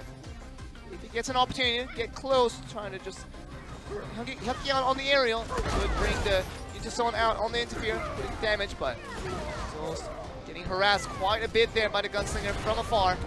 Good dodge from the Gunslinger. There we go into the aerial. So will that lead to anything? Of course, the interfere coming both ways. Ooh, the wallbang. Ooh, Jung Ho-yoon taking a lot of damage from that interfere. So Choi took a little bit of damage as well, so you have to keep that in mind. Like I said, Jung Ho-yoon take a significant amount of damage, and that will probably translate into more aggressive plays from the Force Master. But the tag actually comes in from Hyukyeon. Bring out Yoon Jae-jung, also goes for that tag as well. Need a Warlock coming out. Yuntae just trying to come out, just gonna get him onto the aerial. Be careful. Yuntae does lose a little bit of health, but stay alive for now. But he's gonna go for the aerial once again, but that's gonna beat him. Probably going down. A few more damage can connect it. Wow, Sungjae Choi's save was perfect right there, or else Yoon Jae-jung would have died. But now Juno Han gets tagged in. Juno Han, don't know if they wanted him out on the field. As we see, Jisoo-san red, all the HP of all three players, very, very slim at the moment. Yep, you get leash, you tag out, and Jung Ho-yoon is actually in here now. Sungjae Choi comes out as well. But does Sungjae Choi really want to be out when Jung Ho-yoon is out with this Force Master? On the aerial, it's going to start putting damage on Jung Ho-yoon. Very dangerous situation now, but Sungjae Choi in a dangerous situation now. Gonna get the Fortress on. Make sure he stays alive, but anytime he tags out, he's gonna know that the other teammate next in line is gonna have a low HP to work with as well. So Yoon Tae-sun does come out. All right, so we do see GC Busan Red having interferes there in their pockets, both of them in the bench, but they're so low. This wrong interfere, one wrong timing could just get a double kill for GC Busan Blue. Slingers trying to find it out, but you talked about earlier with Sungjae Choi knocked up Jung Ho-yoon in the air, and we thought the damage would come through, but great defensive efforts for GC Busan Blue to save their teammates there. Alright, here we go. They are slowly healing up. They are utilizing their points very well, very slowly. We'll see what happens, because there's still 4 minutes and 30 seconds. This is unlikely to go to a TKO. See knockout, one player each time. Ooh, the macro attack chase, forcing that escape out from Hyukyeon. Careful here. Shaking up and down and just trying to stay alive in this one. You see nerves just wrecking upon these players here. Dusan still trying to go strong after he got that good trade up against Hyukyeon. Hyukyeon stays safe for the team. Meantime, he does have one tag he can use to get Yoon Jae-jung right back on the field, but he's going to they're just trading on both sides. A lot of damage. Sungjae Choi is going to throw down the Fortress. Make sure his teammate stays alive with Yoon Tae-sun. Tae-sun also has his own tag point. He can use that, but Yoon Jae-jung comes out first by using that last tag point for Hyukyeon. Yep, Yoon Jae-jung, the only person with the tag point, no interference, will be coming in from GC Busan Blue's side. Whereas Sung Choi still has his interfere. Miller is coming out on both sides. Junohan has to be careful, he doesn't take too much damage. He's low on health. Jump, still trying to stay alive as well, trying to do some damage onto Junohan. Taking it up with the aerial. That's going to be the beginning of the damage, and can he be saved here? Junohan does not have a tag point they can get out with. Just the slimmest of health. Junohan just a one tickle away from getting down as the first man out. Let's be careful here. Yeah, we all get that interfere point back at the 3-minute mark. They're gonna go down, but that's trying to start off the damage. Junohan eventually does go down, bringing out Sungjin Choi out back on the field, and he's gonna be careful trying to not go out of the second place, and that's gonna be the back-to-back deaths coming in. Yoon Sung's gonna be alive, but he's gonna go down in suit just as well. And saw that first death will be the important point to notice who's gonna go out in the end, and GC Busan Blue gets that win in game 1, and looking like off to a good start here.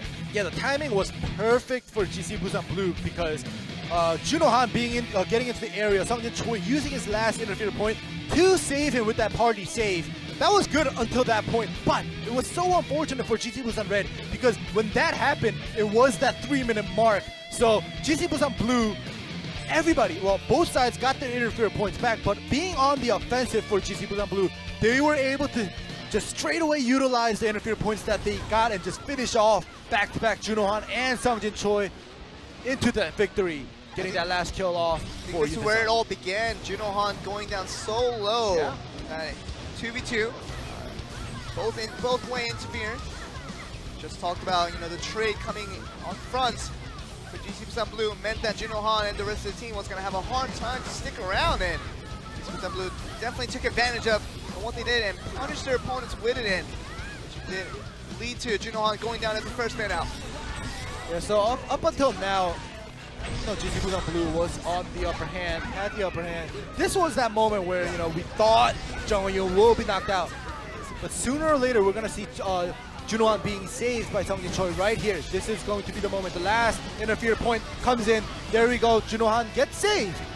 But now we have 5 seconds until that 3-minute mark, and everybody gets the interfere points back, and GC Busan Blue just goes super aggressive and just knocks out Junohan and then Sungjin Choi. It's really what's important that Jung Won-yoon stayed alive for the longest of time. He talked about him almost dying out in that mid-game, and if he did, I don't think all the plays would have come through after that. And it's going to be GC Busan Blue picking up the game 1 win here, and going to go back to singles to see if GC Busan Blue can be just as dominative. We talked about teams that had a strong roster, basically a paper filled with really talented players, but what does that relate into when you talk about actual results? We talked about coup d'etat in the past, having Shingen Kim on the lineup, did not really translate into any results. GC Busan Red looking strong in the first series out, while on this winner's match, looking like they're having a hard time against GC Busan Blue now. Yep, now set 2 will be singles, and just looking at the tag, it kind of tells a story, because on the first 2 matches, we saw the tag being dominated by the opponents, but now we do see Force Master coming out with Yoon Tae-sun's Gunslinger, so we'll see how this matchup is, because now a lot of people or a lot of players are saying, you know, Jung Won-yoon always complains about how Force Master is so weak, but now it's so strong, it's been buffed, and Jung Won-yoon being, you know, a Force Master one-trick, we'll see how he will be able to kind of control and take advantage of this Force Master. It's going to be important. First, talking about Jung Won-yoon having his pride over that Force Master, even when it was one of the weakest classes out there, but he still made it look very, very good. Now that the actual stats are decent enough that he can utilize it quite well, he's thinking that he really shouldn't be losing any 1v1s from here on, but it's going to be against the Gunslinger, who has been the up-and-coming, the class that has been looked upon as possibly the strongest class right now on 1v1. But we're going to waste no time here as we get on to game 2. Can GC Busan Blue extend their lead, or can GC Busan Red come back in this one? We're going to find out with Jung Won-yoon on the Force Master, with Yoon Tae-sun on the Gunslinger for the next match.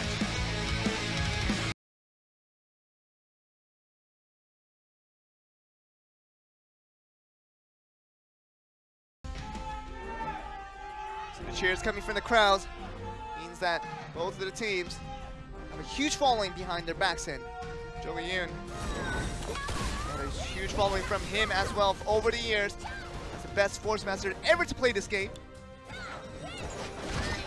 see how this will be played out.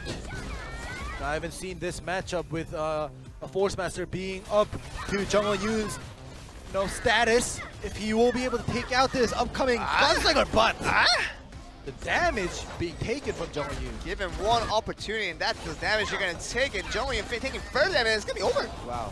Just one hit, one auto attack, left click, and that is it. You're just done. That's what you need to finish off the game in 40 seconds. Yeah. My goodness. Was it 40 seconds? Was it not shorter? 24. It was about 36 seconds to be exact. Okay. But yeah, that's really short. Yep. Well, Yunta-san definitely knows how to go up against Jung Yoon's Force Master, because Jung Yoon's Force Master was one of those classes where everybody was afraid to go up against. I mean, you talked about direct counter to the Force Master. Used to be the assassin, but Jung Yoon never really lost to any assassin in the past singles of 1v1, but Son showing that, yeah, Gunslinger is quite strong if you give him a chance, and just smiling all laughs now, and if they're going into set 3 with a little more positivity. You know, like if you notice in the VCR, they are kind of laughing, they're pointing because, the booths are across from each other. So after every round, we could see the two teams kind of giving looks and kind of laughing at each other depending on the outcomes. And it's just good to see the two sister teams not being, tilted or not being angry for losing or winning. See Junohan just pointing at Jung Yoon right now. Yeah. This is what you got. And Jung's like, all right, I'll just let you have it for this one. And returning for set 3 here. We're just rotating the roulette once again. See what we're going to get. I'd actually be really interested in seeing singles on this one. See, there's going to be a lot of matches coming through, talking about what that could mean for all these players trying to just make it all work out. But are we going to see the single or the tag match? That's going to be an interesting thing right here. Oh, it stopped? It stopped? Okay, so tag match. So it's going to be it. Oh, no. It's going to be tag or singles? Okay, so it's going to be tag. Okay. So where it stops for the time being, that's the final decision, supposedly. That's how it goes here. So we're going to get a tag match. Once a repeat of set 1. Of course, that one, we saw it from GC Busan Blue. Came very, very easily across their tracks, knocking out Junohan very early in the game, and eventually him going down. Jung Yoon surviving in the mid-game was important for them to get a very convincing Game 1 victory, but set 3, I think GC Busan Red has in mind of what they need to fix and what they need to repair for in preparation for this set 3. Yeah, because in round 1, or set 1 rather, GC Busan Blue seemed a lot stronger in the tag matches. So we're going to have set 3, the random match, as tag, as well as set 4 going to be tag. So if GC Busan Red does not come up with the plan to defeat GC Busan Blue in a tag, this will be over before we even get to set 5. Really could be, and we're guaranteed to play at least 2 more tags from here. That will mean that GC Busan Blue or GC Busan Red, now currently even on the scoreline, could really decide who gets the upper hand on this one, because it's really important for a team to get ahead, knowing that you only have to win 1 more game to finish off the series. And I think both sister teams now knows exactly what to do against their opponents right now. And of course, with GC Busan Red losing out that first one, definitely going to be ready to face them off once again in set 3. We'll have to see if Seungyeon Choi will be able to kind of provide the backup, provide the save, or that refugee that his teammates need as a support, because Jung Yoon is definitely doing his job on his side. So we'll have to see in this third match if Seungyeon Choi will be able to provide the same backup as well for his teammates. See the Gunslingers back out once again. We're going to see if they're ready to go on this one, because set 3 being a tag match, all 3 players will be involved, and we're going to decide whether the players will be ready to take a lead for their team, with GC Busan Blue and Red going to go up in this tag match.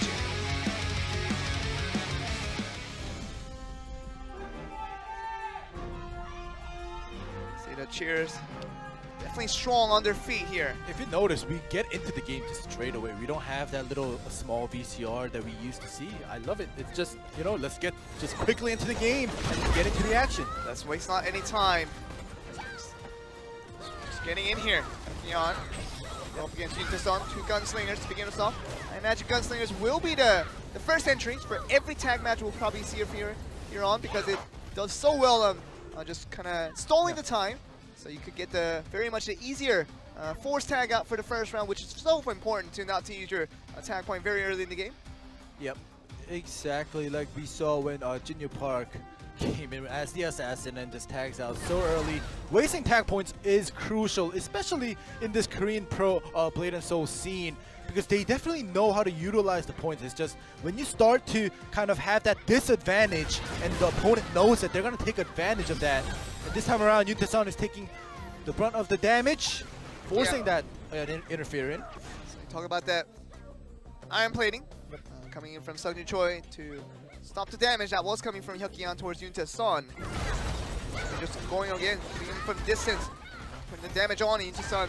Something just a little bit more here. Can't really escape from much of the damage that's coming in, and Hyuk-Yeon just trying to trade as much as he can for this first minute and a half. Yep, we'll have to see if Yuntaesan will kind of, you know, punish Hyuk-Yeon back for the damage that he's done, but for the next 8 seconds, they might just be separated until that force tag happened. But Hyuk-Yeon does make his move as well as Yuntaesan. Still going to be going out. The force tag will be happening very, very close. He's going to get the chase on. That's going to be important here.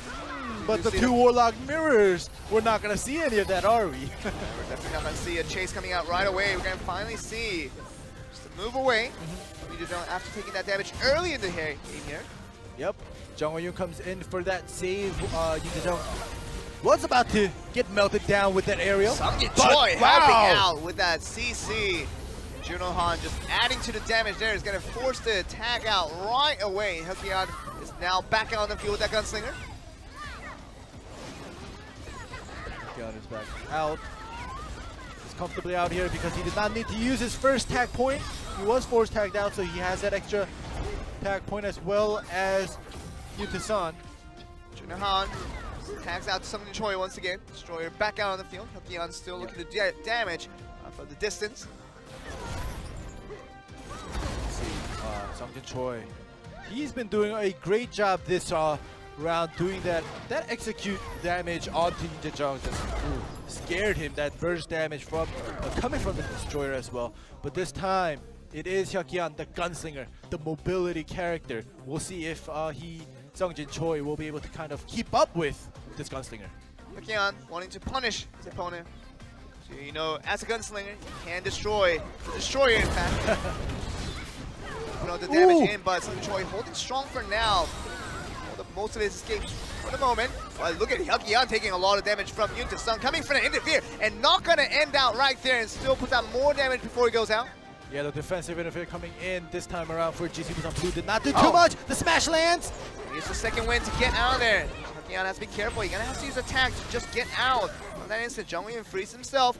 He's going to have a hard time to just stick around here. Son coming back out into the field. That tag point being used by Seung-Jin Choi.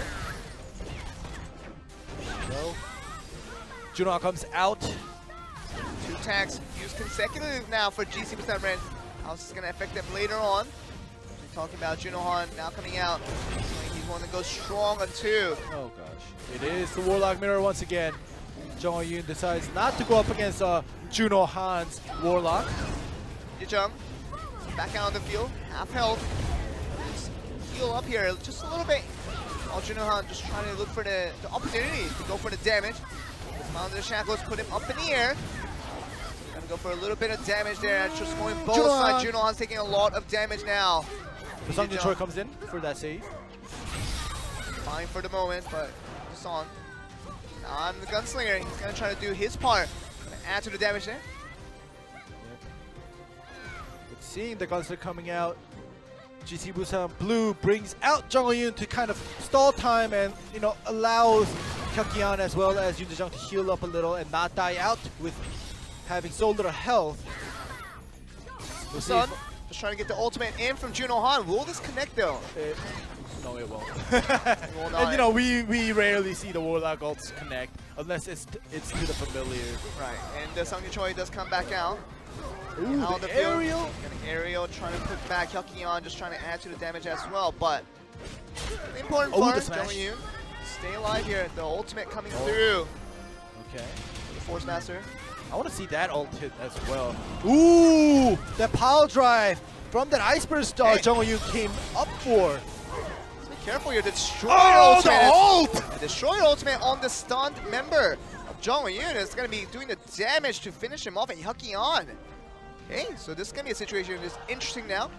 Wow, okay, Sungjin Choi, his booth is right under me, and maybe he heard me telling him to pull his weight. And he's just doing a great job, great defensive moves, great defensive interference, as well as offensive when he's on the field, as you guys just saw. Sungjin Choi got that really crucial stun to put the damage on. So that was impressive by him, but just trying to finish off Hyuk-yeon as the second member to go down. Be careful. The Gunslinger now uses the tap escape to get out of there. And he does tag out. We do have Yoon Jae-jung coming out. Sungjin Choi still feeling just as comfortable, sticking around here and trying to rival out as much as he can, but it's going to bring Juno Han back in out to the field for this mirror match with the Warlock. Alright, we'll have to see. Nobody has any tags, so we won't see any tags until the force tags happen. 30 seconds until everybody gets an interfere point back. We'll see at that moment in the 3-minute mark, it's going to be chaotic. See, that's the case because Juno Han still taking it slow with Yoon Jae-jung. Ooh, with the leech into the aerial.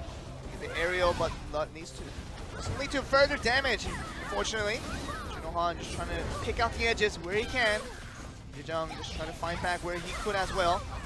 It's important for Yoon Jae-jung to stick around because this team definitely needs all the support they can get.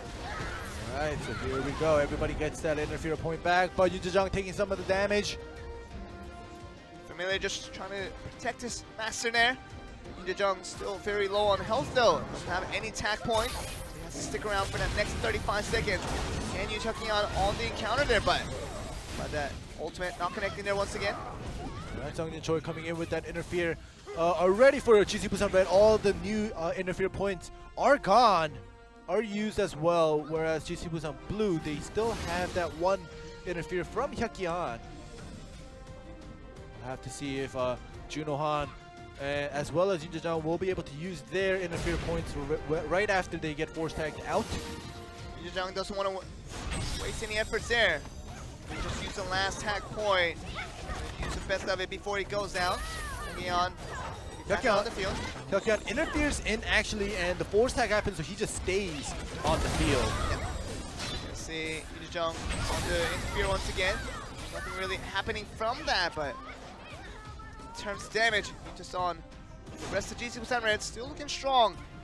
Trying to get the win, even if it goes to a TKO.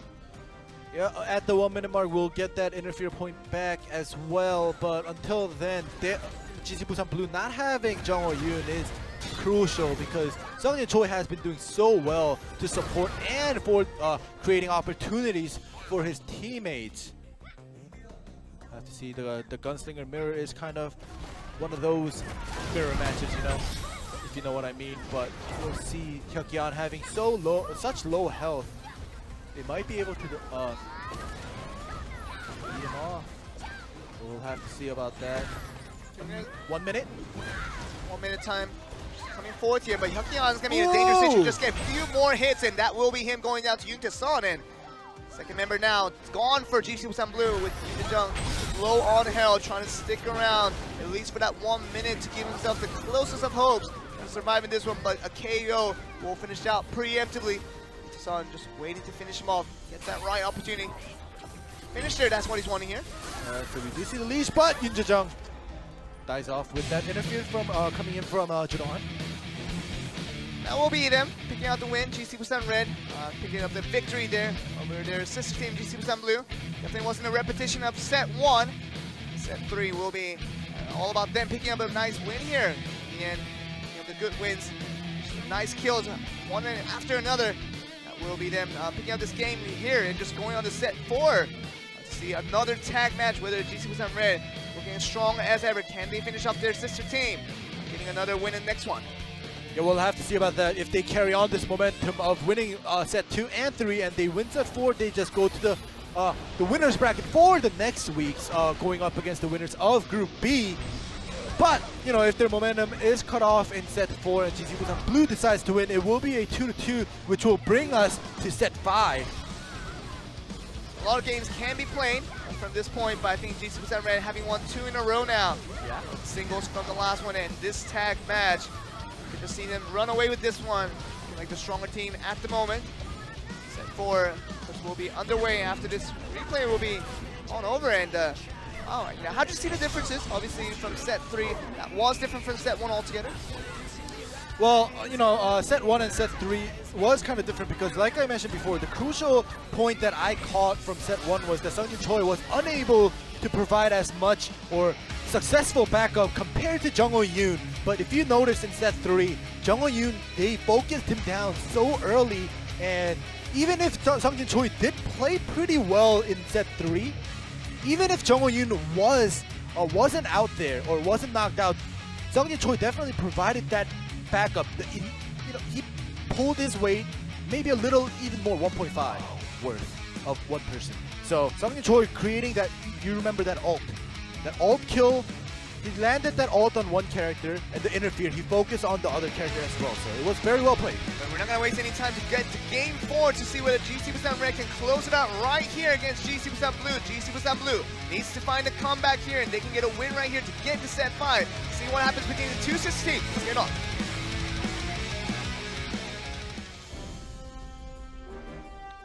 Could be the last one for GC Busan Red to finish this off right here. GC Busan Blue to find an answer to what's been thrown at. 2 consecutive wins now for GC Busan Red. We'll have to see about this because last time around, Yoon Tae-sun was able to kind of come back into the game later because early on in the mirror, Hyuk-yeon definitely beat out Yoon Tae-sun, and this time around, once again, Yoon Tae-sun takes the brunt of the damage, forcing that interferer to come in from Junohan to provide that time distortion. See Yoon Tae-sun just trying to take some damage from Hyuk-yeon.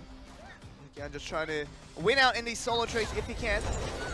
Just move around the field, make sure he gets the damage on. That's what he's focusing on here, but really just a slow start for both these players here, and no significant damage so far.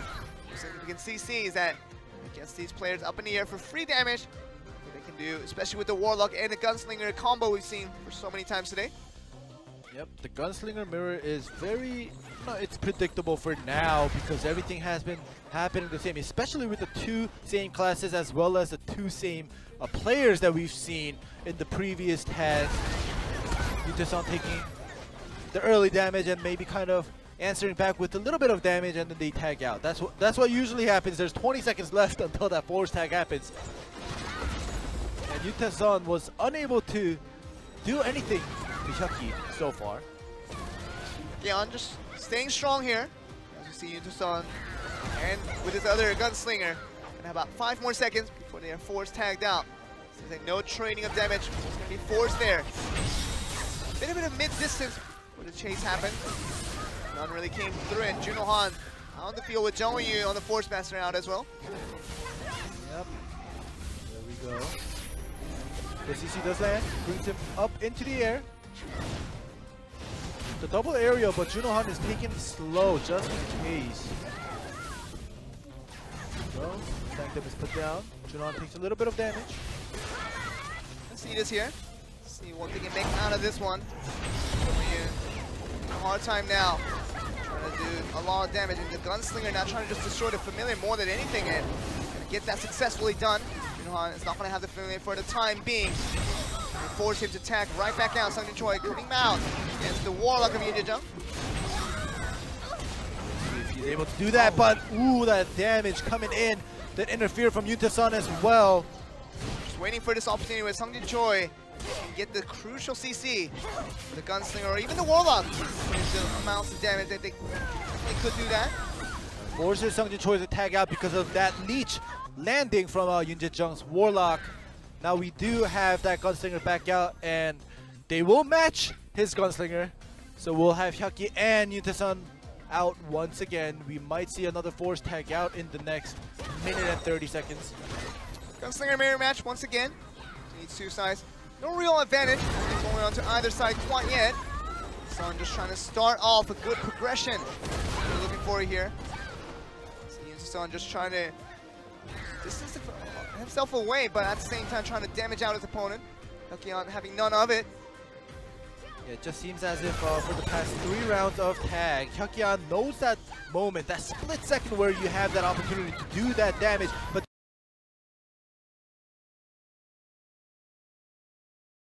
This time around, Hyukyeon does take some of the damage, but Yuntae-san getting punished for that as well. So Junohan out on the field once again. Hyukyeon still sticking around. 1 minute left for him. If he can get the force tag, would give him a free tag point to work with. So Junohan has been used for all the tag points now, having used once for GC Busan Red. Really effective in the late game, but still look at what the damage can come through for either side. That's going to be the important finisher here. Yeah, GC Busan Blue definitely taking it slow this time around. They don't want to make any mistakes because giving up that momentum is big. Jong-Eun beats himself once again, so I have a problem here, but Jong-Eun with the ultimate. Going to connect for the time being. Took some damage when he tagged in, but now after the Sanctum is being put down, it is once again the mirror match, but Seung-Yun Choi is kind of making his move in with that offensive interfere. See the Warlock mirror match? Yoon Jae-jung and Junohan once again. Familiars fighting at each other. Junohan just trying to do some damage, but just tags out towards Seung-Yun Choi once again. See if Seung-Yun Choi will be able to make a difference this time around. The ultimate coming from Destroyer, doing some damage on Yoon Jae-jung though. Be a good start for GC Busan Red. Especially if you're a Destroyer going up against a Warlock or even a Gunslinger, chipping away little by little is good enough, especially for a Destroyer in this matchup. And Seung-Yun Choi is doing a good job of that. Careful here. Hyukyeon trying to use that ultimate. Important for him to keep that on, but Seung-Yun Choi has this play in his tracks here. There's really no significant action enough that we might get to see the first kill of the game for this first 5 minutes. Trying to just still wait for that. See if any of the two teams will make a move here. Yeah, 22 seconds until Seung-Yun Choi's Fury comes back, this Fury build. He definitely seems as if he wants to use that Fury one more time before he tags out or becomes a force tag out. We'll see if Seung-Yun Choi will be able to kind of land the Fury damage after he turns it on in 5 seconds. Choi just using the Typhoon now, adding to the damage that he can do, but see Yuntae-san coming out on the field, but it's going to be chased right down and putting the damage on. Hyukyeon still doing a good job of rivaling out his opponent Gunslinger, but really not enough to get a kill quite yet. It is the Gunslinger mirror match, and they have to just find that split-second moment where they have the opportunity to do a little bit of damage. It's not even the burst damage, it's just a little bit. And this time around, Hyukyeon was able to find that hole. Using the last tag point once again for GC Busan Red to get Junohan back out on the field. Hyukyeon still has his tag point, but he might not be able to use it. That force tag coming in a few seconds now. Does happen. There we go, Tether Blade forcing Jong-Eun to use his tab escape right when it comes in. The leech lands as well while he was frozen. So Junohan have to take advantage of this resource that he has now, knowing that Jong-Eun does not have the tab escape available. Can bring out around the interferes. It's been added on with the 3-minute mark that came through. Into the area, Jong-Eun taking so much damage. We were finally about to see the first kill of the game, but Jong-Eun still, let's be careful. Wow, that was a very low health bar. Jong-Eun has no tag point. Yes, just heal himself, but I feel like this is going to come through. Just a few more pokes coming from Junohan, all to do it in. Literally no health available, and that's going to be him going down. Jong-Eun going to be the first one to go down. We're going to see the fall of GC Busan Blue. Remember, GC Busan Red can win this one and close out the series.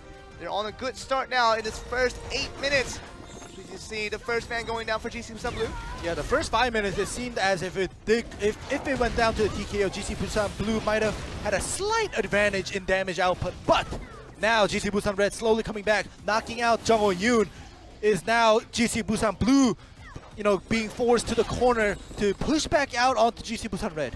There we go. We're gonna see if that continues here, because Junohan, after getting that kill, wants to take advantage of a little more opportunity. Does have Seung-Yun Choi available on the interfere. Nice things going. Will be good enough for this guy to do it, but Yuntae-san comes back out with interferes available for both Seung-Yun Choi and Junohan. Yeah, GC Busan Blue, no interferes left. Only just a tag point for Hyukyeon. We'll have to see if GC Busan Red, in the next minute, will be able to utilize the tag points they have to just kind of punish GC Busan Blue for using all of their tag points so early. Intason trying to stick around here. GC Busan Red here. Of course, one more win could be the one they really need to win out against their sister team. They're wanting here. Intason still doing a valiant effort to fight out with himself, but losing a lot of health in the meantime. A lot of damage being taken on both sides, but more on Hyukyeon's side. 10 more seconds until that force tag happens. Will Hyukyeon be able to endure this? There, he just uses his tag point to just tag out. Ooh, that ult almost actually procced for Yuntae-sun, the gunslinger ult. Continue to jump, just trying to stick around here. Got the last 30 seconds. See the last player to play out here. Ultimate forced by Stun there. Not looking to anything here. Trying to stay alive is going to be the option here, and GC Red trying to put as much damage so that if we does go to TKO, we'll be able to win out in terms of damage. But the Destroyer ultimate is going to be starting to connect, but he's standing right in the center of Injung, so it's not going to be taking too much damage. But the Gunslinger finishing it off in 5 more seconds for Hyukyeon to stay alive. But it seems like with the TKO, that's eventually going to be coming up. See that the damage shot will raise the hands of GC Busan Red. Yup, and if it does go as you say, Joel, this will finish today's Group A series for the winners and the Group A first and second match. And there we go. We do have that clean win for GC Busan Red. Nearly a 30,000 damage output. Yep. Talking about how ahead he was for the entire squad there. Talking about Jong Yoon going out early once again. That was the difference point. Happening already in set 3, now happening again in set 4. We see that a 3-1 victory now going over to the red side, which did seem like the stronger team as we get into this one. Exactly. You know, after the first round where GC Busan Blue got their first tag team win, we thought, oh, maybe GC Busan Red could be the last year's coup d'etat. However, that was just a warm-up game for them apparently. Yeah. Winning out 3 games straight in a row. And, taking a clean win, a clean sweep. Well, it wasn't a clean sweep, but, 3 games in a row. Taking a victory. Bringing GC Busan Blue down to the losers bracket for next week.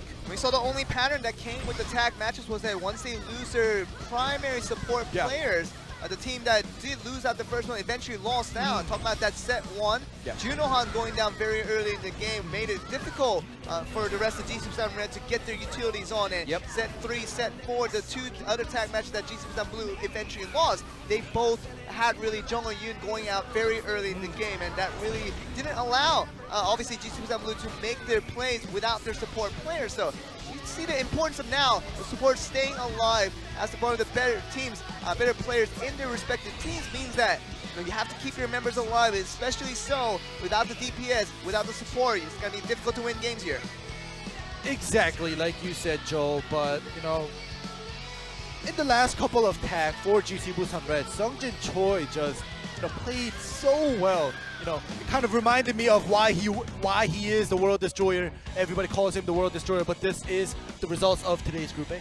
GC Busan Blue finds himself the winner in the match 1 against IDEPS, but could not win against GC Busan Red, who did win out 2 games in a row. Match 2, winning out over Ha Ho Ho. The return of Junior Park wasn't a success story, and GC Busan Red finally gets the victory over GC Busan Blue, their sister team they lost to in the 2017 World Championship. It's a good redemption story for them, and gonna be another exciting series and matchup for Group B that will be on tomorrow. Yep, and we do see the teams that will be participating. We do see Coup d'etat, Anarchy, KKC, and Nyang. So 3 of the teams are new team names. However, tomorrow when we get to it at 1300 KST, we'll see definitely a lot of familiar faces, just creating a new team for new team names as well. And you'll see the players that you will recognize for tomorrow's games, the new team names, but with familiar faces. It's going to be exciting to see how the rosters have changed up over the off-season, and what we can expect from tomorrow's games will be an exciting venture as well. Yeah, exactly, and we did see Coup d'etat, and every time I see Coup d'etat, I just get reminded of last year's Coup d'etat. With such good members, they could not make it even into the Worlds. And this time around, Shingyun Kim won't be in Coup d'etat, as you saw him playing for IDEPS. And that just means that, you know, we have a lot to wait for. I'm talking about tomorrow's game that will come very short in time. So you can just join back us tomorrow's in games in Sunday, 1300 Korean Standard Time. Do your Google Translator, Google whatever time conversion you need to know when that time is for you guys. And just an hour late from today's game. So if you joined us today, just join back an hour later from tomorrow's game. You'll be excited to see where the new coup d'etat stands and how does that other new teams, where do they make their surprises in the marks as we kind of start off the 2018 Blade and Soul. Yeah, and as I mentioned before, you know, all the winning teams as well as the losing teams. We do have the losers bracket coming up next week as well, so don't, you know, lose your hopes. We're going to be back tomorrow for 1300 Korean Standard Time for Group B action, so we'll be back tomorrow. We'll see you then.